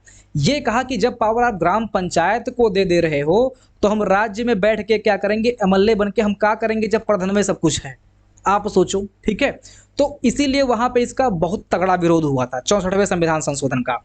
और फाइनली फिर बाद में 73वां संविधान संशोधन के अंतर्गत ये सारी चीजें प्रोसीजर में लाई गई थी, जिसमें यहाँ पे ग्राम पंचायत के जो अधिकार हैं उसको राज्य सरकार के निर्देशों के अंदर रह के काम करना है। ठीक है, अंदर रहते हुए ग्राम पंचायत निम्न कृतियों का संपादन करेगी। इसको देख लेते हैं। अब यहाँ पे क्या है, यहाँ पे इनके जो अधिकार हैं इसका वर्णन किया गया है, सारी की सारी धाराएं हैं, इसको आपको पढ़ना है, समझना है। जो महत्वपूर्ण धारा है उसको मैंने यहाँ पे लिख दिया है। जैसे धारा 15 का के अंतर्गत आपको कृषि एवं कृषि विस्तार पढ़ना है। धारा 15(2) के अंतर्गत आपको भूमि विकास, चकबंदी, भू सुधार वगैरह। आप देखिए इसको डिस्क्राइब करेंगे ना तो वीडियो लंबा हो जाएगा। अब चकबंदी में भूमि सुधार वगैरह क्या होता है, मृदा संरक्षण क्या होता है, इसको आप लोग समझ सकते हैं। अगर नहीं आपको पता है, डिटेल में जाना चाहते हो तो मृदा संरक्षण डाल के देख लेना, एक बृहद टॉपिक खुल के आएगा। ठीक है, लघु सिंचाई से संबंधित जो प्रॉब्लम्स है, जल प्रबंधन, अब ये क्या है, इसकी देख रेख और इसका जो अधिकार है ये ग्राम पंचायत के अंतर्गत है। इस पे वो डिसीजन लेगा। ठीक है, राज्य सरकार के अंडर रहते हुए, ऐसा नहीं खुद का डिसीजन लेगा। राज्य सरकार ने कानून बना दिया है, ठीक है, जो होगा उसी के अंतर्गत वो डिसीजन लेगा। और डिसीजन लेने वाला कौन होगा, ग्राम पंचायत के सदस्य और जो प्रधान होंगे वो। ठीक है, तो ये चीज है। लघु सिंचाई है, धारा 15(4) के अंतर्गत पशुपालन है, धारा 15(5) के अंतर्गत मत्स्य है, 15(6) के अंतर्गत सामाजिक एवं कृषि वानिकी है, धारा 15(7) के अंतर्गत लघु वन उत्पाद है, धारा 15(8) के अंतर्गत लघु उद्योग है, कुटीर उद्योग है, ग्रामीण आवास है, पीने का पानी है, प्राथमिक और माध्यमिक विद्यालयों की शिक्षा 15(17) में वर्णित है। अब देखिए 11 के बाद 17 पे हम लोग पहुंच गए। इसके बाद 15(23) में चिकित्सा व स्वच्छता, जो भी चीज़ें हैं, जन्म प्रमाण पत्र, मृत्यु प्रमाण पत्र कैसे बनता है, कौन बनाता है, ये सारी चीज़ें। ठीक है, ये क्या है आपको पता है कि वीडियो या किसी अन्य का साइन लगता है। ठीक है, किसी अधिकारी का साइन लगता है, वीडियो साहब का साइन लगता है, इसमें जन्म प्रमाण पत्र, मृत्यु प्रमाण पत्र बनवाने में या रजिस्ट्रीकरण में सारी चीज़ें होती हैं। ठीक है, इसके बाद में कमजोर वर्गों, SC ST का कल्याण, सार्वजनिक वितरण प्रणाली, सामुदायिक संपत्तियों का रखरखाव, कार्य जो ग्राम पंचायतों को सौंपे जा सकते हैं। जैसे इसके अलावा भी और कार्य हैं जो ग्राम पंचायतों को सौंपे जा सकते हैं, जैसे वन व्यवस्था हो गया। अगर कोई ग्रामीण क्षेत्र में वन ज़्यादा आ रहा है, ठीक है, देखिए अब वन क्षेत्र वहीं होगा जहाँ पे, देखिए अलग हो जाएगा वो पेशा, आपने पढ़ा होगा जो मैंने बताया था। अगर जंगल वगैरह है, वहाँ पे जनजातियाँ रह रही हैं, तो उनके लिए एक अलग कानून आया था 1996 का। ठीक है, ताकि इनके अंडर में इनकी जो अधिकार है, इनका जो अधिकार है वो खंडित ना हो। ठीक है, तो यहाँ पे वन व्यवस्था, बंजर भूमि, चारागाह भूमि, खाली पड़ी भूमि, ये सारी चीज़ें ग्राम पंचायत के अंडर में आती हैं। और भी आप देख सकते हैं बहुत सारी चीज़ें हैं, स्कूल है, इसकी सफाई है, सफाई कर्मी है तो स्कूल अस्पताल की मरम्मत, ग्राम पंचायत द्वारा कोई सिफारिश की जाती है, जो भी चीज़ें हैं आप यहाँ पे देख सकते हैं। ठीक है, जैसे पटवारी, कर्मचारी, चपरासी जो भी हैं, इनके गलत आचरण की जांच और रिपोर्ट करने का भी अधिकार इसी ग्राम पंचायत को है। ठीक है, ये सारी चीज़ें आपको पढ़नी है। ग्राम पंचायत के सदस्यों के अधिकार, ये भी आपको पूछ सकता है। तो ये चीज़ है और इस चीज़ को पढ़ना है। और एक चीज़ आप याद रखेंगे यहाँ पे, धारा 29 आप देख लीजिए, ग्राम पंचायत की जो समितियां हैं, राज्य सरकार के निर्देशों के आधार पर ग्राम पंचायत समितियां बनाएंगे। ठीक है, ग्राम पंचायत समितियां आप समझ लीजिए, ग्राम पंचायत समितियां कहाँ पे हैं, धारा 29 में वर्णित है। राज्य सरकार के निर्देशों के आधार पर ग्राम पंचायत समितियां बनाई जाएंगी और इस समिति में टोटल 6 मेंबर होंगे और इसका एक अध्यक्ष होगा। तो याद रखें, जो ग्राम पंचायत समितियां होंगी इसमें 6 मेंबर होंगे और इसका एक अध्यक्ष होगा। और इस 6 मेंबर में एक सीट जो होगा वो रिजर्व होगा महिलाओं के लिए, SC ST, ठीक है, इन सब के लिए एक सीट यहाँ पे रिजर्व होगा। ठीक है, तो इस चीज़ का आप ध्यान रखेंगे। धारा 30 में 2 या 2 से अधिक पंचायत मिलकर एक संयुक्त समिति बिठा सकती है। ये 2 या 2 से अधिक पंचायतें मिलकर एक संयुक्त समिति बिठा सकती है। मतलब क्या है, कई ग्राम सभा मिलकर एक ग्राम पंचायत बन सकता है कि नहीं बन सकता, हमने पढ़ा। इसके बाद में कई ग्राम पंचायतें मिलकर एक संयुक्त समिति बना सकती हैं। इसका वर्णन जो है धारा 30 में वर्णित है। धारा 31 आपका गायब है, हो सकता है इसको हटा दिया गया हो, ठीक है, किसी कारणवश, जो भी है। इसके बाद में हम अगले अध्याय में भूमि, गांव निधि और संपत्ति का अधिग्रहण पढ़ेंगे। दोस्तों एक चीज़ आपसे रिक्वेस्ट है, अगर आपको वीडियो अच्छा लगा हो तो इस कोशिश को थोड़ा सा लाइक कर दिया कीजिए, थोड़ा सा मोटिवेशन मिलता है। बहुत मेहनत से आपके लिए सारी चीज़ें रिकॉर्ड करता हूँ, बहुत पढ़ना पड़ता है आपको समझाने के लिए, बस समझाने के लिए पढ़ना पड़ता है। बाकी हम तो समझ जाते हैं कि हाँ ये चीज़ें हैं, लेकिन आपको समझाएं कैसे, इसके लिए थोड़ा सा ज़्यादा मेहनत करना होता है। इसलिए आप थोड़ा सा इस वीडियो को लाइक कर दीजिए और कहीं अगर हो सके, जैसे बहुत सारे लोगों की बात आप मानते हैं, वहाँ पर इसका डिटेल दिया हुआ है। अध्याय 5 में आपको भूमि, गांव निधि और संपत्ति के अधिग्रहण से संबंधित जानकारी मिलती है, जिसमें जो प्रमुख धाराएं हैं इसको देख लेते हैं। धारा 32 जो है ये गांव निधि के बारे में बताती है। देखिए क्या लिखा हुआ है, प्रत्येक ग्राम पंचायत के लिए एक गांव निधि होगा। ठीक है, गांव निधि का मतलब होता है ग्राम पंचायत, प्रत्येक ग्राम पंचायत के लिए एक फंड डिसाइड होगा। ठीक है, जैसे आपके यहाँ कोई ग्राम पंचायत है तो उसका एक फंड होगा और उसी को हम बोलते हैं गांव निधि या ग्राम निधि। ठीक है, अब इसमें पैसा कहाँ से आएगा, ठीक है, गुल्लक तो हमने बना लिया है, लेकिन गुल्लक में पैसा जमा कहाँ से करेंगे। तो इसका जो पैसा आता है वो राज्य सरकार से आता है, केंद्र सरकार से भी अनुदान आता है। इसके बाद में ग्राम पंचायत जो अपने यहाँ कर लगाती है वहाँ से जो पैसा इकट्ठा होता है वो भी ग्राम निधि में आता है। इसके बाद में अगर कोई जुर्माना वगैरह लगता है तो वहाँ से भी जो पैसा इकट्ठा होता है वो गांव निधि में एकत्रित होता है। और इस पैसे का उल्लेख जो है, इस पैसे का खर्च वर्च कैसे होगा, आय व्यय कैसे होगा, इसका जो उल्लेख है वो धारा 41 के अंतर्गत निहित है और इसी के अंडर में इसका खर्च वर्च देखा जाता है और इसकी वार्षिक समीक्षा होती है। ठीक है, तो ये हो गया गांव निधि। और गांव निधि में पैसा कहाँ से आता है, मैंने आपको बताया, केंद्र सरकार के अनुदान से, राज्य सरकार के अनुदान से, ग्राम पंचायत जो कर लगाती है वहाँ से और जो जुर्माना लगाती है वहाँ से। ठीक है, इसके बाद में अब हम देखते हैं धारा 32 का वित्त आयोग। देखिए ये 32 हमने पढ़ा, अभी धारा 32 पढ़ा, अब इसी में ऐड किया गया है धारा 32 का वित्त आयोग का गठन। अब वित्त आयोग के गठन की जरूरत क्या पड़ी, तो ग्राम निधि हमने पढ़ लिया। अब ग्राम निधि होता है तो जिला में भी कुछ ना कुछ पैसा खर्चा होता होगा, जिला पंचायत होता है, क्षेत्र पंचायत होता है, तो सभी जगह कुछ ना कुछ पैसा खर्च होगा ना। तो सारे पैसों का देख रेख करने के लिए पैसा कहाँ से आएगा, पैसा कहाँ से जाएगा, इन सब के देख रेख के लिए एक वित्त आयोग का गठन किया गया। ठीक है, वित्त आयोग का गठन किया गया और वित्त आयोग किसके अंडर में गठन किया गया, तो ये राज्यपाल के अंडर में गठन किया गया। ये मोस्ट इंपॉर्टेंट है, आप सभी लोग ध्यान रखना। वित्त आयोग का गठन राज्यपाल ने, देखिए राज्यपाल यथाशीघ्र, जब आपका 1992 लागू हुआ था उसके 1 वर्ष के भीतर वित्त आयोग का गठन करेगा। और यही वित्त आयोग जो जिला पंचायत है, ग्राम पंचायत है, क्षेत्र पंचायत है, इसके वित्तीय स्थिति की देखरेख करेगा। ठीक है, तो ग्राम निधि में सिर्फ गांव के पैसों की बात हो रही थी, ग्राम के फंड की बात हो रही थी, लेकिन अगर हम क्षेत्र पंचायत और जिला पंचायत की बात करें तो इन सभी को मिला के, इन सभी के फंड की देखरेख करने के लिए एक वित्त आयोग का गठन किया गया राज्यपाल के अंडर में। अच्छा, वित्त आयोग का कार्यकाल कितना होता है, ये आपके एग्जाम में प्रश्न बन सकता है। तो वित्त आयोग का कार्यकाल दोस्तों 5 साल का होता है, ये ध्यान रखिएगा। ठीक है, तो यहाँ पे लिखा भी होगा कि वित्त आयोग का कार्यकाल जो है 5 साल का होता है। 5वें वर्ष की समाप्ति पर पुनः इसको स्थापित किया जाएगा। ठीक है, अब देखिए इसमें क्या लिखा हुआ है, राज्य वित्त आयोग राज्य वित्त आयोग, ये राज्य वित्त आयोग की बात हो रही है। राज्य वित्त आयोग ही जिला पंचायत, क्षेत्र पंचायत और ग्राम पंचायत में जो रुपयों पैसों का आय व्यय का लेन देन होगा, उसकी समीक्षा होगी, ये वित्त आयोग के अंतर्गत होगा, जिसको हम लोग राज्य वित्त आयोग बोलते हैं। ठीक है। अब राज्य वित्त आयोग जो है, ये राज्यों से जो कर वसूला जाएगा, राज्य से जो कर संग्रहित होगा, राज्य से कर कैसे संग्रहित होगा आपको पता है, जो कर हम लोग देते हैं राज्य सरकार को, जो कर देते हैं, इसके बाद में जो शुल्क देते हैं, टोल टैक्स देते हैं, कोई फीस वगैरह देते हैं, तो ये फंड कहाँ पे एकत्रित होगा, ये राज्य वित्त आयोग के अंडर में जाएगा। और इस पैसे का जो लेन देन होगा, यही पैसा जो है वो क्षेत्र पंचायत, ग्राम पंचायत और जिला पंचायत को अपने अनुदान के रूप में सौंपेगा। ठीक है। देख सकते हैं आप यहाँ पे लिखा हुआ है कि ग्राम पंचायत, क्षेत्र पंचायत और जिला पंचायत को सहायता अनुदान राज्य वित्त आयोग के द्वारा किया जाएगा। ठीक है।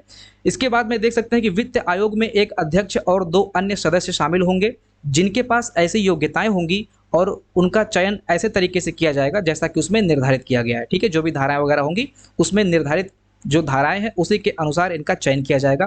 ध्यान रखिएगा, ये इंपॉर्टेंट है कि राज्य वित्त आयोग में एक अध्यक्ष और 2 सदस्य शामिल होंगे। ठीक है। तो ये सारी चीजें हैं वित्त आयोग के अंतर्गत। अब वित्त आयोग में जो महत्वपूर्ण चीजें हैं, इसमें आपको क्या याद रखना है, ये याद रखना है कि इसका जो गठन है, ये राज्यपाल के देखरेख में होता है, राज्यपाल इसको गठित करता है। इसके बाद में 5 साल का इसका कार्यकाल होता है। ये 2 चीज इसमें इंपॉर्टेंट है। बाकी मैंने बताया, राज्य वित्त आयोग जो है वो ग्राम पंचायत, क्षेत्र पंचायत और जिला पंचायत को सहायता अनुदान देगा। इसके बाद में अब आता है धारा 33, ये 32 हो गया और 32 का हो गया। इसके बाद में अब आता है धारा 33, भूमि अधिग्रहण करने की शक्ति। ग्राम पंचायत इस अधिनियम के उद्देश्य को पूरा करने के लिए यदि किसी भूमि की आवश्यकता होती है, ठीक है, अगर कोई उद्देश्य है जहां पर भूमि की आवश्यकता होती है, तो वो जो निजी भूमि होगी वहां के मालिक से बातचीत करके भूमि प्राप्त करने का प्रयास करेगी। ठीक है। और अगर प्रयास में विफल रहती है, भाई निजी संपत्ति है, निजी संपत्ति के भूमि को अगर अधिग्रहण करना है तो इतनी जल्दी तो बात समाप्त नहीं हो जाएगी, तो हो सकता है कि वो वार्ता विफल जाए। तो भूमि अधिग्रहण के लिए कलेक्टर को निर्धारित प्रपत्र में आवेदन कर सकती है और कलेक्टर ऐसी भूमि का अधिग्रहण कर सकता है। इसका उल्लेख धारा 33 के अंतर्गत है। ठीक है। तो भूमि अधिग्रहण करने की शक्ति, ये आप समझ लिए, ग्राम पंचायत कैसे भूमि अधिग्रहण करेगी। तो आगे अगला जो धारा है, ये है धारा 34। इसमें लिखा हुआ है, सार्वजनिक भूमि पर लगने वाले सभी बाजारों, मेलों या उसके ऐसे हिस्से को ग्राम पंचायत द्वारा प्रतिबंधित और विनियमित किया जाएगा और सभी बकाया गांव निधि के खाते में होगा। देखिए, जो पैसा इकट्ठा होगा वो गांव निधि में जाएगा, चाहे आप फोन पे के माध्यम से करें, चाहे आप गूगल पे के माध्यम से करें। जो भी पैसा इकट्ठा ग्राम पंचायत या फिर सार्वजनिक भूमि वगैरह होगा, वहाँ पे जो लगने वाला टैक्स होगा, मेला हो गया, बाजार हो गया, जो भी पैसा इकट्ठा होगा वो गांव निधि में जाएगा। ये धारा 34 उल्लेख करता है। ठीक है। इसके बाद में धारा 36 के अंतर्गत उधार लेने की शक्ति बताई गई है। नियत प्राधिकारी की पूर्व स्वीकृति से विकास कार्यों के लिए ग्राम पंचायत बैंकों से उधार ले सकती है। ग्राम पंचायत को अगर जरूरत पड़ती है विकास कार्य के लिए, तो नियत प्राधिकारी की स्वीकृति से वो बैंक से उधार भी ले सकती है। इसका उल्लेख धारा 36 के अंतर्गत किया गया है। धारा 37 में ग्राम पंचायत द्वारा करों और शुल्कों का अधिरोपण है, मतलब जो टैक्स वो लगाएगी उसके बारे में इसमें बताया गया है। मनोरंजन शुल्क, वाहन शुल्क, बाजार, मेला, चलचित्र शुल्क, ठीक है, जल शुल्क, सफाई शुल्क, ये सारी चीजें होती हैं। ठीक है। इसके बाद में आता है धारा 40। धारा 40 में लेखा परीक्षण है। ग्राम पंचायत तथा न्याय के लेखों का परीक्षण विधि द्वारा किया जाएगा। तो ग्राम पंचायत और न्याय पंचायत के लेखों का परीक्षण विधि द्वारा किया जाएगा। ठीक है। जो भी चीजें होती है वो विधि पूर्वक होंगी, कहने का मतलब बस इतना है। इसके बाद में ग्राम पंचायत का जो बजट है, देखिए, ग्राम पंचायत का बजट साधारण बहुमत से पारित होना चाहिए तथा बजट पास करने हेतु, ये इंपॉर्टेंट है, ध्यान रखिएगा, ग्राम पंचायत का बजट। ठीक है। तो ग्राम पंचायत के बजट को पास करने के लिए पंचायत सदस्यों के आधे से अधिक उपस्थित होने चाहिए। ठीक है। ये आप याद रखना, ये इंपॉर्टेंट है, एग्जाम में प्रश्न पूछ सकता है कि ग्राम पंचायत का जो बजट है इसके लिए कितने सदस्यों की जरूरत पड़ती है, तो कुल सदस्यों के आधे सदस्यों की जरूरत पड़ती है ग्राम पंचायत के बजट को पास करने के लिए। ठीक है। तो ये है आपका धारा, ये है अध्याय 5। अध्याय 5 के अंतर्गत आपको बस इतनी चीज पढ़नी है। ओके। अब हम आगे बढ़ते हैं अगले अध्याय की तरफ, जो कि है न्याय पंचायत। अब देखिए, न्याय पंचायत के बारे में बहुत लोग जो पढ़ा रहे हैं, ठीक है, अच्छी बात है, लेकिन मुझे लगता है कि आपको थोड़ी सी हिस्ट्री पता होनी चाहिए कि न्याय पंचायत लागू है कि नहीं लागू है, क्योंकि मैंने पिछले वीडियो लेक्चर में बताया था कि न्याय पंचायत अब उत्तर प्रदेश में नहीं है।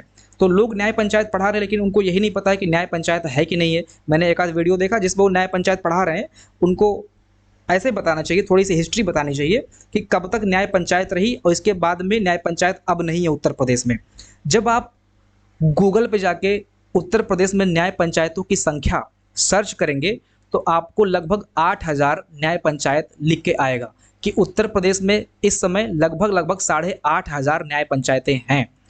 लेकिन अगर देखा जाए तो न्याय पंचायतों का जो कार्य है वो अभी के लिए रोका गया है। कब से रोका गया है? तो ये 1977 से रोका गया है। और रोका नहीं गया, आप समझ सकते हैं कि जब चीज़ें सही रूप से कार्यान्वित नहीं होती हैं तो वो चीज़ अपने आप धीरे धीरे विलुप्त हो जाता है। वही चीज़ न्याय पंचायत के साथ में हुआ। ठीक है, तो हम बात करते हैं कि न्याय पंचायत होता क्या है। जैसे कि आपको पता है कि एक होता है ग्राम सभा, पिछले वीडियो मैंने चर्चा किया था, एक होता है ग्राम पंचायत और एक होता है न्याय पंचायत। ठीक है, ग्राम सभा मैंने बताया था आपको कि विधायी निकाय होता है, अस्थाई होता है। इसमें जो सदस्य होते हैं वो, जैसे ग्राम सभा के जो सदस्य होते हैं वो जो मतदाता सूची लिस्ट आती है उसमें जो 18 वर्ष मांगा जाता है वही सभी इसके सदस्य होते हैं और ये अपने मरते दम तक वोट डालते हैं, इनको भंग नहीं किया जा सकता, इसीलिए अस्थाई सदस्य इनको बोला जाता है। यहाँ पे जो सदस्य होते हैं वो अस्थाई होते हैं। ग्राम पंचायत इन्हीं सदस्यों के द्वारा जो लोग चुन के आते हैं वो ग्राम पंचायत के सदस्य होते हैं। जैसे प्रधान हो गया, सदस्य हो गए, वार्ड मेंबर हो गए जिनको सदस्य बोलते हैं। ये 5 साल के लिए चुने जाते हैं। ठीक है, ये चीज़ आपको पता हो गई।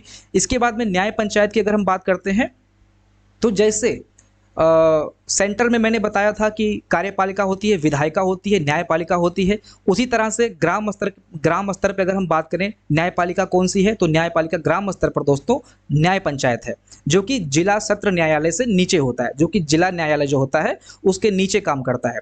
जैसे जिला न्यायालय जो है इसके नीचे मंडल स्तर पे ये काम करता है। ये वो मंडल नहीं है कि जिसमें कई सारे जिले होते हैं, इसको आप मंडल बोल सकते हैं या फिर क्षेत्र बोल सकते हैं। ठीक है, और एक क्षेत्र में कई सारे गांव होते हैं, लगभग 20-25 गांव होते हैं और इनका जो वाद विवाद होता है, मामला होता है, ये यही न्याय पंचायत में जाता था, अब नहीं जाता है। ठीक है, क्यों नहीं जाता है चर्चा करते हैं। देखिए, न्याय पंचायत, क्या आपके यहाँ न्याय पंचायत है? आप सभी लोग कमेंट करके बताइए। आपके यहाँ अगर कोई वाद विवाद होता है, मुकदमा होता है, लड़ाई झगड़ा होता है तो आप कहाँ पे जाते हैं? क्या आपके यहाँ न्याय पंचायत है? ठीक है, आप लोग कमेंट करके बताइए। जब अधिनियम लागू हुआ था 1992 में, ठीक है, तो उस समय लगभग 8,000 न्याय पंचायतें हुआ करती थी, जो बढ़कर 1977 तक लगभग 8,500 तक हो गई थी। ठीक है, अब ये जो मैंने आपको बताया कि मंडल स्तर पर जो 20-25 या 50 गांव होते हैं, ये इनका जो वाद विवाद होता है वही न्याय पंचायत में देखा जाता है और इसमें कई सारी धाराएं लिखित हैं। कुछ चीज़ें जो 1860 का आईपीसी धारा था वहाँ से भी कुछ चीज़ें यहाँ पे ली गई हैं, जैसे दांडिक कार्यवाही में यहाँ पे आपको कारावास नहीं हो सकता है, यहाँ पे जुर्माना या फिर प्राकृतिक न्याय के अंतर्गत चीज़ों को सलटाया जाता था। न्याय पंचायत में ये देखा गया है कि चीज़ों को, जो भी वाद विवाद वहाँ पे जाता था, कोशिश की जाती थी कि जुर्माना या फिर बेइज्जती वगैरह करके जो भी न्याय हो सकता था प्राकृतिक तरीके से न्याय किया जाता था और मामले को वहीं सलटा दिया जाता था। अगर वहाँ पे लोग राजी नहीं होते थे तो ऊपर जो था जिला न्यायालय, वहाँ पर वो आवेदन कर सकते थे, वहाँ पे वो जा सकते थे। लेकिन जब तक न्याय पंचायत में केस चल रहा है तब तक वो जिला न्यायालय में नहीं जा सकते हैं, ये भी आप ध्यान रखिएगा। जब तक न्याय पंचायत के अंडर में केस है तब तक वो जिला न्यायालय में नहीं जा सकते हैं। न्याय पंचायत का उद्देश्य क्या था? न्याय पंचायत का उद्देश्य यही है कि गाँव स्तर पर एक तरह से ये कोर्ट है। ठीक है, गांव स्तर पर कोर्ट है। देखिए, अगर न्याय पंचायत को सही ढंग से लागू किया जाता, आज के टाइम में अगर न्याय पंचायत होता तो जिला न्यायालय या फिर हाई कोर्ट या फिर सुप्रीम कोर्ट में जो इतने केसेस पड़े हैं, जो कि बहुत हाई प्रोफाइल केसेस नहीं है, कुछ छोटे छोटे केस भी वहाँ पे पहुँच जाते हैं, लोग पहुँच जाते हैं बरी होने के लिए, वहाँ तक पहुँच जाते हैं। तो वो चीज़ें स्टार्टिंग में ही अगर सॉल्व हो जाती तो वहाँ तक उतना भीड़ नहीं होता, क्योंकि जज आपको पता है कितने हैं। इसलिए जो यहाँ पे अपना जो शासन प्रणाली है, जो न्यायपालिका है, ये काफ़ी डिले काम करती है क्योंकि वहाँ पे जज ही नहीं है। तो कोशिश की गई थी, जो 1947 का अधिनियम है उसमें कोशिश किया गया था कि न्याय पंचायत की स्थापना हो और जो गांव का छोटा मोटा वाद विवाद है, जैसे फौजदारी हो गया, दीवानी हो गया, दीवानी में जो ज़मीनी केस है, छोटे मोटे जो बंटवारा वगैरह हो गया, 2 भाई में झगड़ा हो गया तो बंटवारा कैसे करना है, ये न्याय पंचायत अपना जो है न्याय पंचायत में लेके जा सकते थे। फौजदारी हो गया, लड़ाई झगड़ा हो गया, तो वो सारी चीज़ें आप न्याय पंचायत में लेके जा सकते थे। तो ये इन छोटे मोटे चीज़ों का निपटारा करने के लिए न्याय पंचायत का गठन किया गया था। इसका जो कार्यकाल है ये 5 साल का है, ये भी आप इंपॉर्टेंट है, याद रखेंगे कि न्याय पंचायत का जो कार्यकाल है ये 5 साल का है। ठीक है, अब न्याय पंचायत काम कैसे करती है, इसमें कौन लोग बैठते हैं, इसको देख लेते हैं। देखिए, न्याय पंचायत में दोस्तों 2 से 5 न्यायपीठ होता है। न्याय पंचायत में 2 से 5 न्यायपीठ होता है और एक न्यायपीठ में 5 सदस्य होते हैं। ठीक है, जिनको हम लोग पंच बोलते हैं। 2 से 5 न्यायपीठ होता है न्याय पंचायत में और एक न्यायपीठ में 5 सदस्य होते हैं। ठीक है, तो इस तरह से अगर आप कैलकुलेट करेंगे, सिंपल सा कैलकुलेशन है कि एक न्यायपीठ में अगर 5 सदस्य हैं तो 2 न्यायपीठ में लगभग 10 सदस्य हो गए। ठीक है, और मैक्सिमम 5 न्यायपीठ हो सकता है, तो यहाँ पे सदस्यों की संख्या भी कितनी हो सकती है, 25 हो सकती है। तो न्याय पंचायत में सदस्यों की जो संख्या है वो 10 से 25 सदस्य होंगे। और ये सदस्य कोई सदस्य मतलब यहाँ पे जो सदस्य हैं वो न्यायाधीश हैं, अपने आप में ये न्यायाधीश हैं, न्याय करने वाले हैं। ठीक है, इसके बाद में इनकी नियुक्ति कैसे होगी इसको समझ लीजिए, ये मोस्ट इंपॉर्टेंट है। यहाँ से प्रश्न बन सकता है, अगर क्वेश्चन थोड़ा सा भी घुमाएगा एग्जाम में तो आप लोग कंफ्यूज हो जाएंगे। जो न्याय पंचायत के सदस्य होते हैं, जो न्यायाधीश होते हैं, इनकी नियुक्ति एग्जाम के माध्यम से नहीं होती है, इनकी नियुक्ति चुनाव के माध्यम से नहीं होती है। ठीक है, कोई प्रत्यक्ष चुनाव नहीं होता है इनका। जैसे जो वार्ड मेंबर होते हैं आपके यहाँ, यहाँ पे जो वार्ड मेंबर में पढ़े लिखे लोग होते हैं वही जाके यहाँ पे सदस्य बनते हैं। ठीक है, ग्राम पंचायत में जो वार्ड मेंबर होते हैं वहीं से सदस्यों को उठाया जाता है। जो पढ़े लिखे होते हैं उन्हीं को यहाँ पे न्यायपीठ में भेजा जाता है और वहाँ पे वो न्यायाधीश का काम करते हैं। ठीक है, अब देखिए इनका मनोनयन होता है। ठीक है, इनका चुनाव नहीं होता है, इनका मनोनयन होता है। जैसे आपके यहाँ कोई वार्ड मेंबर है, ठीक है, वार्ड मेंबर में भी कुछ लोग पढ़े लिखे होते हैं, ग्रेजुएट होते हैं, समझदार होते हैं, थोड़ा बहुत उनको लॉ भी पता होता है। कोई ज़रूरी नहीं कि LLB किए हो तभी वो वहाँ पे जाएंगे, ऐसा नहीं है। अगर यही हो जाता तब तो बढ़िया था कि यहाँ पे लोग जो पहुँचे वो एजुकेटेड हैं, पढ़े लिखे हैं, वो निष्पक्ष न्याय करेंगे। यही तो गड़बड़ी थी इस न्याय पंचायत में, इसलिए धीरे धीरे खत्म हो गया। यहाँ पे जो वार्ड मेंबर हैं, जो गाँव के लोग हैं, जो गाँव के सदस्य हैं, वही जाके न्यायाधीश बन गए। ठीक है, अब हो सकता है कि उसमें कोई ग्रेजुएट ना हो सकता है कोई इंटर पास हो सकता है, कोई कक्षा 8 पास हो। ठीक है, तो ये इसमें गड़बड़ी थी, आगे बात करेंगे, धीरे धीरे आते हैं इस पॉइंट पे। तो इन वार्ड मेंबर का ही क्या होगा, इनका मनोनयन होगा। ठीक है, और इसका मनोनयन कौन करेगा, ये राज्य सरकार के द्वारा जो कोई नियुक्त प्राधिकारी होगा वो इसका मनोनयन करेगा। मनोनयन का मतलब जैसे आपको पता होता है कि जब जैसे कोई संसद है, जो लोकसभा में सांसद लोग हैं, उसमें से एक प्रधानमंत्री चुनता है, एक प्रधानमंत्री बनता है। प्रधानमंत्री का क्या होता है, मनोनयन होता है, चुनाव, मतलब एक तरह से इनको मनोनीत किया जाता है कि आप प्रधानमंत्री बने। इसी तरह से जैसे जो 12 सदस्य होते हैं राज्यसभा में जो 12 सदस्य होते हैं, कला वर्ग, विज्ञान वर्ग, जिनको राष्ट्रपति मनोनीत करता है। ठीक है, इसी तरह से क्या होता है, जो वार्ड मेंबर होते हैं उनके सदस्यों को न्यायाधीश के लिए मनोनीत किया जाता है। और मनोनीत कौन करता है, नियुक्त प्राधिकारी, राज्य सरकार के द्वारा नियुक्त प्राधिकारी जो है उसको मनोनीत करता है।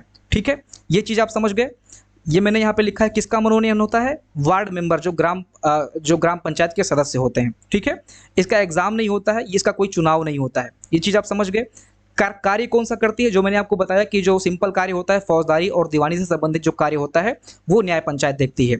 इसमें सीमा है, न्याय पंचायत आपको कुछ चीजें नहीं कर सकती है, कारावास आपको नहीं दे सकती है, आपको जेल में नहीं डाल सकती है, ये जुर्माना लगाती है। ठीक है, मैक्सिमम जुर्माना देखिए 250 रुपये है। अब हो सकता है बढ़ गया हो, अब बढ़ेगा क्या जब है ही नहीं है।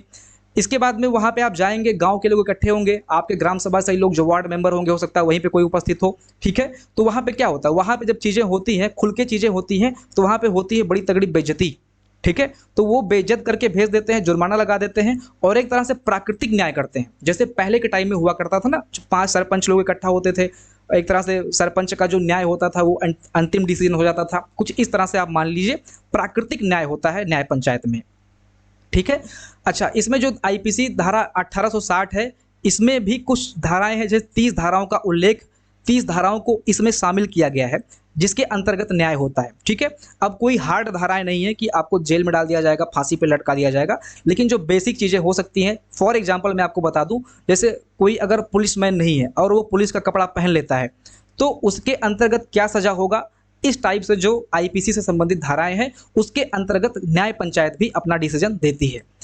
ठीक है, इसके बाद में आप, जैसा कि मैंने आपको बताया कि अगर कोई केस पेंडिंग है, तो सीधे आप जिला न्यायालय में नहीं जा सकते हैं। अगर न्याय पंचायत में कोई केस पेंडिंग है तो आप जिला न्यायालय में नहीं जा सकते हैं। जब तक यहाँ पे मामला सलट ना जाए तब तक आप आगे के कोर्ट में नहीं जा सकते हैं। अब हम देखते हैं कि न्याय पंचायत असफल क्यों रहा, क्यों असफल हो गया। जब देखिए जो अंतिम कार्यकाल था न्याय पंचायत का, उत्तर प्रदेश की अगर हम बात कर रहे हैं, ठीक है, तो जो अंतिम कार्यकाल था न्याय पंचायत का ये 1972 से लेके 1977 तक का था। 5 साल का होता है, तो 72 से लेके 77 तक का इसका अंतिम कार्यकाल था। ठीक है, अब देखते हैं असफल क्यों हुआ। असफल दोस्तों इसलिए हुआ, जैसा कि मैंने आपको बताया कि जो पंचायत सदस्य होते थे वही न्यायाधीश बन जाते थे, उसी गांव के थे, उसी गांव का मामला हुआ करता था, तो वहां पे कभी कभी क्या होता था, पक्षपात भी हो जाता था। ठीक है, पक्षपात की वजह से जो अपोनेंट पार्टी होती होगी वो सेटिस्फाई नहीं होती होगी और फाइनली वो जिला न्यायालय में पहुंच जाती थी। अब देखा गया कि जितने भी केसेस यहाँ पे जाते थे उसमें से अधिकांश केसेस जिला न्यायालय में पहुंच जाते थे, जिला सत्र न्यायालय में पहुंच जाते थे।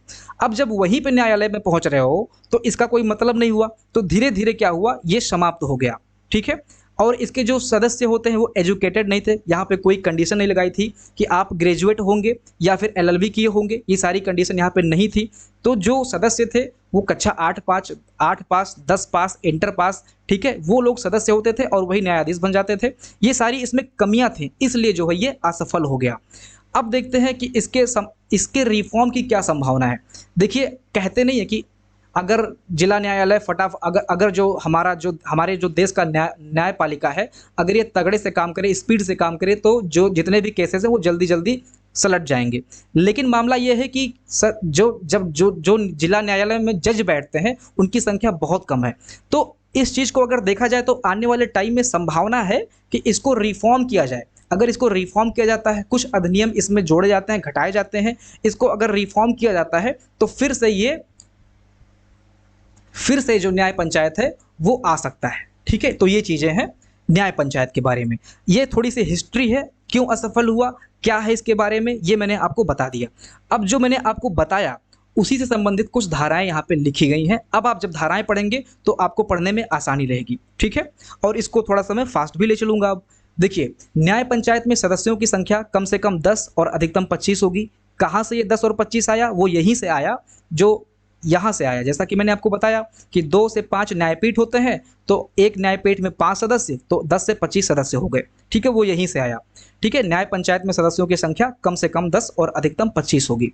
इसके बाद में पंचों की नियुक्ति और कार्यकाल की अगर हम बात करते हैं तो विहित प्राधिकारी जो है वो पंचों की नियुक्ति करेगा। जैसा कि मैंने बताया कि सदस्यों की नियुक्ति न्यायाधीश पद के लिए, पंच पद के लिए विहित प्राधिकारी करेगा, जिसका जो कार्यकाल होगा वो 5 साल का होगा, मैंने आपको बताया। ठीक है, तो यही सारी चीज़ें दोस्तों यहाँ पे लिखी गई हैं। आप जब धाराएं पढ़ेंगे, अच्छा एक चीज़ और देख लीजिए, धारा 47 में पंच सरपंच विहित प्राधिकारी को संबोधित करते हुए त्याग पत्र भी दे सकते हैं।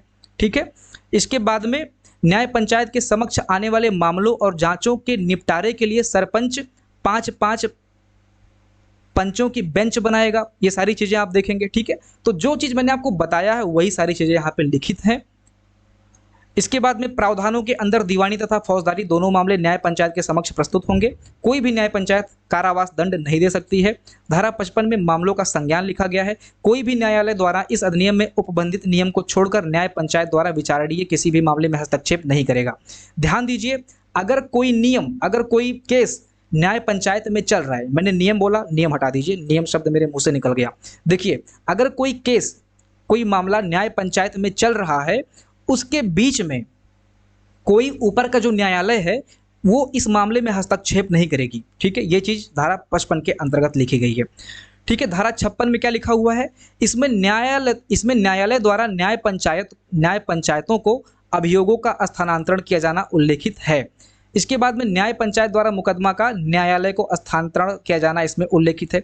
न्यायालय द्वारा अगर कोई मामला है, जैसे जिला न्यायालय में कोई पहुंच गया है, छोटा सा मामला है, तो वो जिला न्यायालय क्या करेगा, न्याय पंचायत को वो मामला सौंप देगा। जिला सत्र न्यायालय न्याय पंचायत को वो मामला सौंप देगा। और इसी तरह से अगर न्याय पंचायत में कोई तगड़ा मामला पहुंच गया है तो वो मामला कहाँ जाएगा, जिला सत्र न्यायालय में पहुंच जाएगा। ये चीज़ दोनों यहाँ पे लिखा हुआ है। अगर हम बात करें धारा 59 की, तो धारा 59 में क्या लिखा हुआ है, कुछ व्यक्तियों पर न्याय पंचायतों द्वारा मुकदमा नहीं चलाया जा सकता है। देखिए कौन है, यदि कोई व्यक्ति पहले दोषी ठहराया गया हो तथा 3 या इससे अधिक वर्ष की सजा हुई हो, ठीक है, तो ये सीधे कहाँ पहुंचेगा, जिला न्यायालय में पहुंचेगा।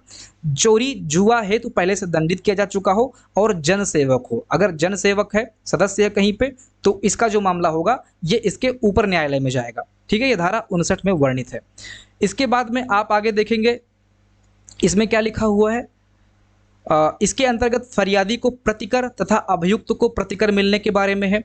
प्रतिकर का मतलब क्या है, कोई फरियादी पहुंचा है, अगर वहां पे उसका दोष सिद्ध नहीं होता है तो वहां पे उसको पैसा मिलेगा, या फिर अभियुक्त है, वहां पे अभियुक्त का मतलब क्या है, जो मामला लेके गया है, अगर उसके मामले में पक्ष निर्णय करता है तो वहां पे उसको पैसा मिलेगा। तो इस तरह से जो चीज़ें आप यहाँ पे देख रहे हैं। इसके बाद में आप देखेंगे बेंच अपने सदस्यों में से एक व्यक्ति को बेंच के सभापति पद हेतु चुनेगी जो कार्यवाही का संचालन करेगा, परंतु यदि सरपंच बेंच का सदस्य हो तो वही सभापति होगा, ठीक है, ये 77 के अंतर्गत उल्लेखित है।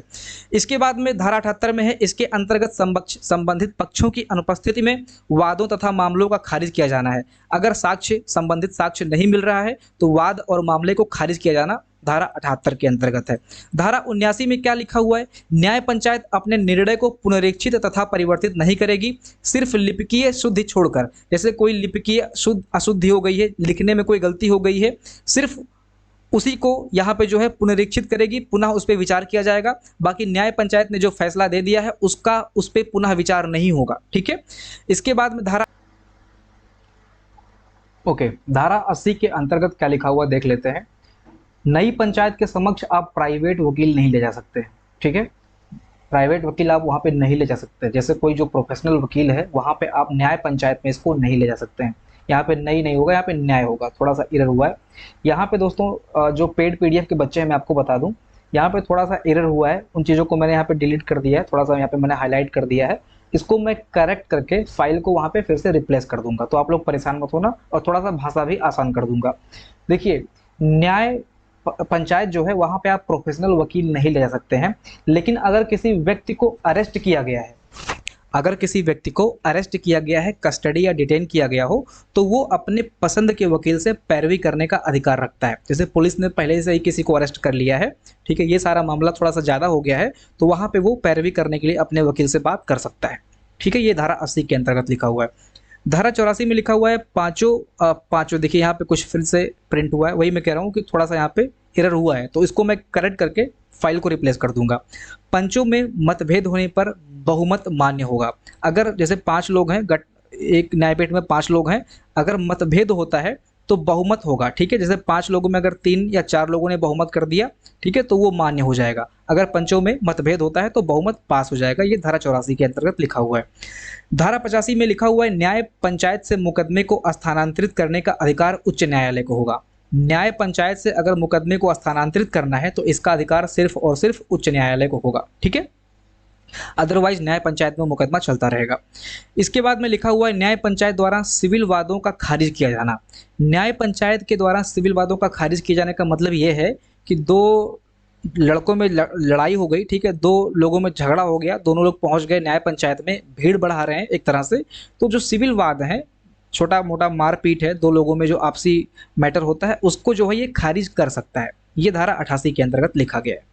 धारा 89 में अगर हम बात करें तो ये लिखा हुआ है पुनः निरीक्षण, ठीक है, ये हेडिंग है पुनः निरीक्षण।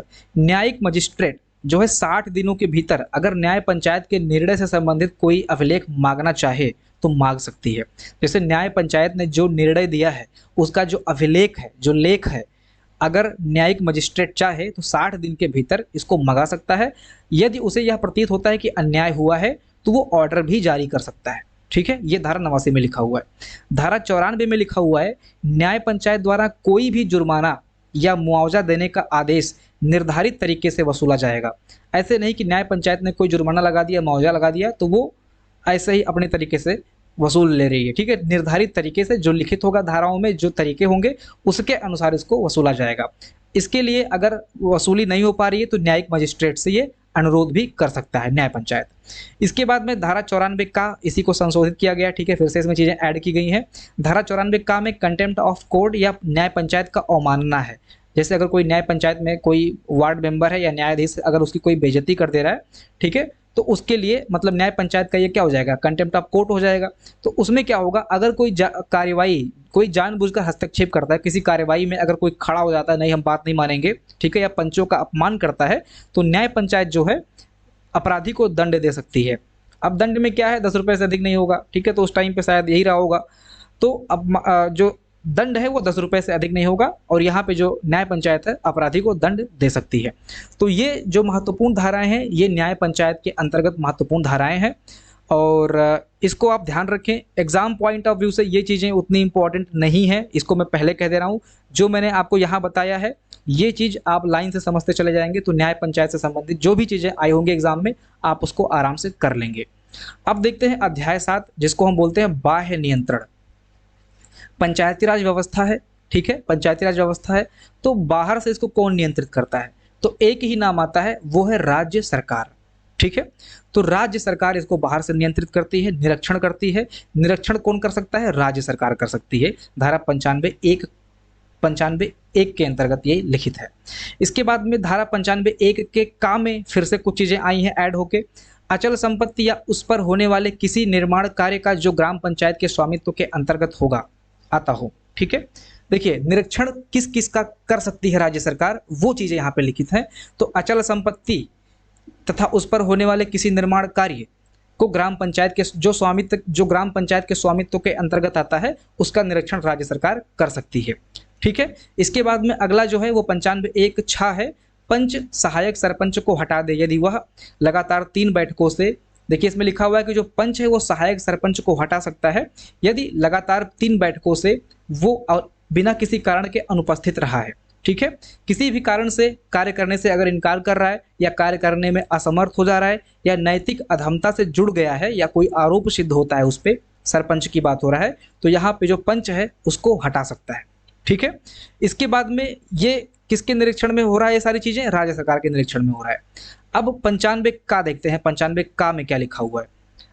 अगर ग्राम पंचायत या ग्राम सभा किसी विविध कार्य को करने से चूक जाए तो राज्य सरकार उस कार्य को करने हेतु एक अवधि सुनिश्चित कर सकती है। ग्राम पंचायत का जो कार्य है, ठीक है, पार्टिकुलर अगर इसको कोई काम मिला है, अगर वो कार्य करने से चूक जाए तो राज्य सरकार उस कार्य को करने के लिए एक अवधि निश्चित कर सकती है कि हाँ अब आप इस टाइम के अंदर काम करके दिखाइए, ठीक है। इसके लिए वो प्राधिकारी भी नियुक्त कर सकती है। धारा 96(का) क्या लिखा हुआ है, राज्य सरकार द्वारा अधिकारों का प्रतिविधायन या डेलीगेशन, ठीक है। इसमें क्या है, राज्य सरकार इस अधिनियम के अधीन अपनी सभी या किसी भी शक्ति को, जो राज्य सरकार की शक्ति है, अपनी सभी शक्ति या किसी पर्टिकुलर शक्ति को किसी अधिकारी या प्राधिकारी को सौंप सकती है जिन्हें वह लागू करना उचित समझे। किसी प्राधिकारी को राज्य सरकार अपनी शक्ति सौंप सकती है कि लो भैया पावर तुम लो और जाके ग्राम पंचायत से काम कराओ बढ़िया से, ठीक है। तो ये चीज बाह्य नियंत्रण के अंतर्गत आता है, ठीक है। अब आता है अध्याय 8 दंड संहिता, दंड और प्रक्रिया, जिसमें जो धाराएं हैं इसको देख लेते हैं। धारा 97 में लिखा हुआ है, अधिनियम के प्रावधानों के उल्लंघन के लिए जुर्माना। जो कोई भी प्रावधान का उल्लंघन करता है ऑब्वियस सी बात है उस पर जुर्माना लगेगा। जुर्माना जो है ये मैक्सिमम 500 रुपए तक हो सकता है बस, ठीक है। इसके बाद में धारा 97(का) में क्या लिखा हुआ है, अधिग्रहण संबंधी आदेश के उल्लंघन के लिए दंड। अगर कोई चीज़ अधिग्रहण संबंधी कुछ अधिग्रहण करना है, वहाँ पे कुछ चीज़ें उल्लंघित हो रही हैं तो उसके लिए भी दंड निर्धारित है। धारा 99 में लिखा हुआ है, ग्राम पंचायत की संपत्ति जैसे बाड़ा हो गया, दीवाल हो गया, भुगतान हो गया, भुगतान से संबंधित चीज़ें, ठीक है, नाली हो गया या कोई सामग्री कोई हटाता है या इसको खराब करता है तो 1000 रुपये तक का जुर्माने का प्रावधान है। जारी किया गया नोटिस अगर है, उसकी अवज्ञा है तो उसके लिए भी आप इसके लिए भी आप जो है दंड लगा सकते हैं, मतलब राज्य सरकार दंड लगा सकती है। इसके बाद में अपील है, 102 में अपील, मतलब इसमें क्या लिखा हुआ है, यदि कोई ग्राम पंचायत के निर्देश से क्षुब्ध है, परेशान है, ग्राम पंचायत ने जो निर्देश दिया है वो किसी पर्टिकुलर व्यक्ति को नुकसान पहुंचा रही है, तो निश्चित समय के अंदर निहित प्राधिकारी से वो अपील कर सकता है। तो 102 इंपॉर्टेंट है, याद रखना, 102 में अपील का अधिकार दिया गया है। इसके बाद में 105 में ग्राम पंचायत का कोई सदस्य, अधिकारी या सेवक किसी भी भवन या भूमि में प्रवेश कर सकता है, ठीक है। निरीक्षण या सर्वेक्षण या किसी कार्य को निष्पादित करने के लिए जो सदस्य है, जो पंचायत का कोई सदस्य जैसे वार्ड मेंबर वगैरह हो गया या अधिकारी है या सेवक है या किसी भी भूमि में प्रवेश कर सकता है निरीक्षण या सर्वेक्षण करने के उद्देश्य से।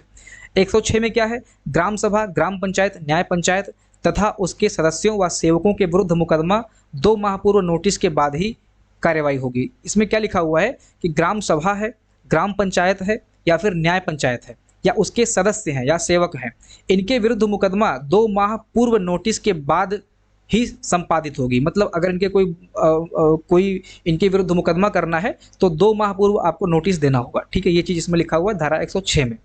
107 में क्या लिखा हुआ है, ग्राम सभा तथा न्याय पंचायत का संरक्षण।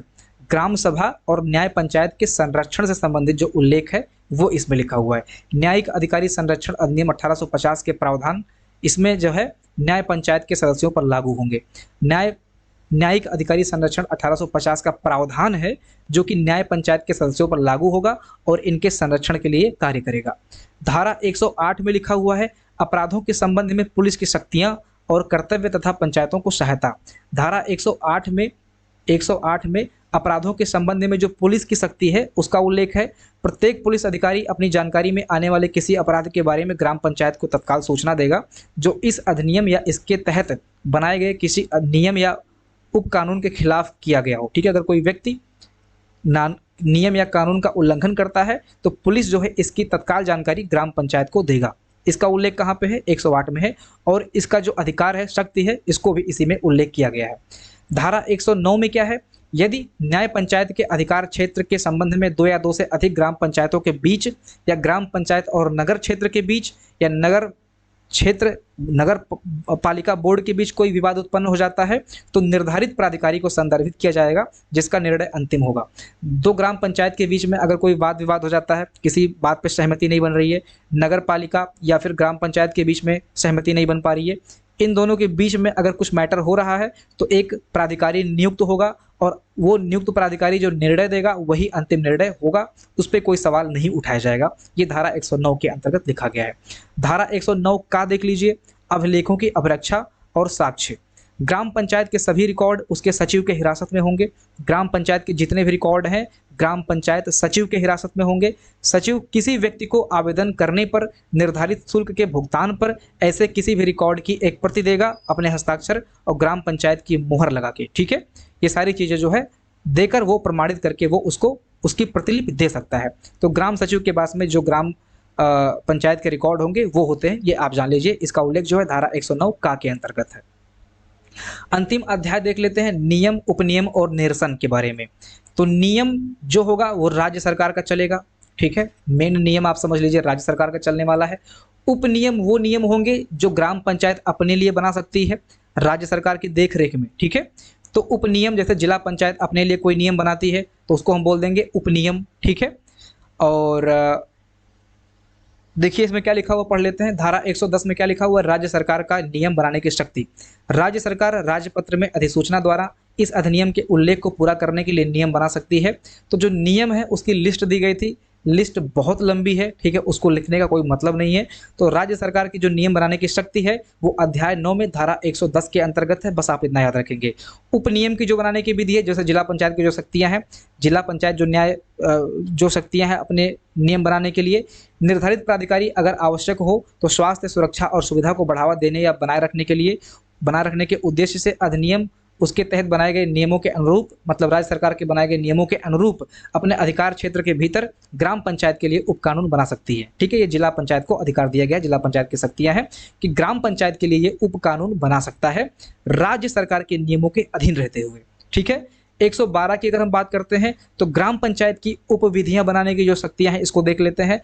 अभी जिला पंचायत ने बनाया किसके लिए, ग्राम पंचायत के लिए। अब ग्राम पंचायत जो बनाएगा वो अपने लिए बनाएगा। इस अधिनियम के प्रावधानों और निर्धारित प्राधिकारी द्वारा बनाए गए कानून या उपकानून बोल सकते हैं, कानून तो नहीं होगा क्योंकि ग्राम पंचायत बना रहा है तो ये उपकानून होगा। इसके अंतर्गत पीने के प्रयोजन के लिए पानी, सार्वजनिक सड़क या नदी तालाब से संबंधित जो भी चीज़ें हो सकती हैं उसकी देखरेख, सुरक्षा या विकास कार्यक्रम के लिए इसको जो भी कानून बनाना होगा वो उपविधियां बना सकती है। ग्राम पंचायत को ये शक्ति दी गई है धारा 112 के अंतर्गत।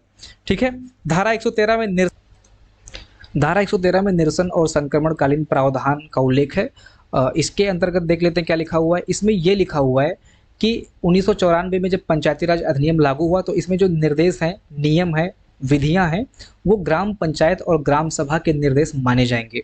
ठीक है, जो भी निर्देश इसमें लिखे हुए हैं वो ग्राम पंचायत और ग्राम सभा के निर्देश माने जाएंगे और उसको फॉलो किया जाएगा। ठीक है, इसका उल्लेख कहाँ पे है, धारा जाएंगे। ठीक है, इसके बाद में धारा 116 में देय रकम का उल्लेख किया गया है। गांव जो है, ग्राम सभा जो है, देय सभी रकम ग्राम पंचायत द्वारा वसूली होगी। ग्राम सभा की जो भी रकम है, ठीक है, ग्राम सभा को जो भी प्राप्त धनराशि है वो ग्राम पंचायत द्वारा वसूली जाएगी। ठीक है, और इसके लिए ग्राम पंचायत कोई भी कदम उठा सकता है, वसूली के लिए जो भी कदम उठा सकता है वो उसके लिए सक्षम है। ग्राम सभा से जो फंड है, जो पैसा है, वो ग्राम पंचायत वसूलेगी विकास कार्यक्रम के लिए। 118 में लिखा गया है ग्राम पंचायतों के गठन का प्रावधान। ठीक है, तो इसमें क्या लिखा हुआ है, पहली बार देखिए, पहली बार ग्राम पंचायतों के गठन की बात हुई है। इसके अंतर्गत सदस्यों के अधिकार और पावर की बात हुई है। इनके कार्यों का जो निर्वहन होगा उसके बारे में जो उल्लेख है वो धारा 118 के अंतर्गत है, जिसमें ग्राम पंचायतों के गठन तक का प्रावधान है, मतलब गठन का प्रावधान है। ठीक है, कठिनाइयों को दूर करने की शक्ति, अब जो भी ये अपने अधिनियम पढ़ा ऊपर से लेके अभी तक, इसमें कुछ कठिनाइयाँ भी हो सकती हैं, तो इसको दूर करने की शक्ति जो है ये राज्य सरकार के पास है। और आवश्यकता के अनुसार अधिसूचना के माध्यम से यह राज्य सरकार जो है फिर से कुछ निर्देश दे सकती है कि अगर इसमें कोई निहित कारण है या कोई कारण है जिसमें कठिनाइयाँ उत्पन्न हो रही है, तो उसको दूर करने की जो शक्ति है वो राज्य सरकार के पास है। एक्चुअली हुआ क्या दोस्तों, थोड़ा सा ये चैप्टर जब मैं बना रहा था, आपको पता है कल रात में मैंने पोस्ट किया था फाइल, सुबह उठ के मैंने पढ़ाई किया कि मुझे ऐसे ऐसे पढ़ाना है। अभी क्या हुआ कि मैं पढ़ा नहीं पाया दिन में, ठीक है, शाम को मैं पीडीएफ लेके बैठ रहा हूँ, तो थोड़ा सा मुझे उतना होता नहीं कि जब आप डायरेक्ट लिख के पढ़ाते हैं तो वो दूसरा असर होता है, लेकिन जब कुछ टाइम बीत जाता है तो जब आप उसको एक्सप्लेन करते हो तो कुछ प्रॉब्लम आती है। और साथ ही में यहाँ पे कुछ जो शाब्दिक एरर है, इसको भी मुझे थोड़ा यहाँ पे मुझे समझने में थोड़ी दिक्कत आई, इसलिए ये चैप्टर थोड़ा सा शायद आपको लग रहा हो कि ऊपर ऊपर से गया हो, लेकिन मैंने पूरी कोशिश की है आपको समझाने की। कोई दिक्कत होता है तो आप लोग पेड ग्रुप में जो बच्चे हैं आप मुझे बताना, ठीक है, फिर से एक बार यहाँ पे जो चीज़ें हैं उसको अच्छे से एक्सप्लेन करने की मैं कोशिश करूँगा। मिलते हैं अगले वीडियो में, अपना ध्यान रखिएगा। जय हिंद।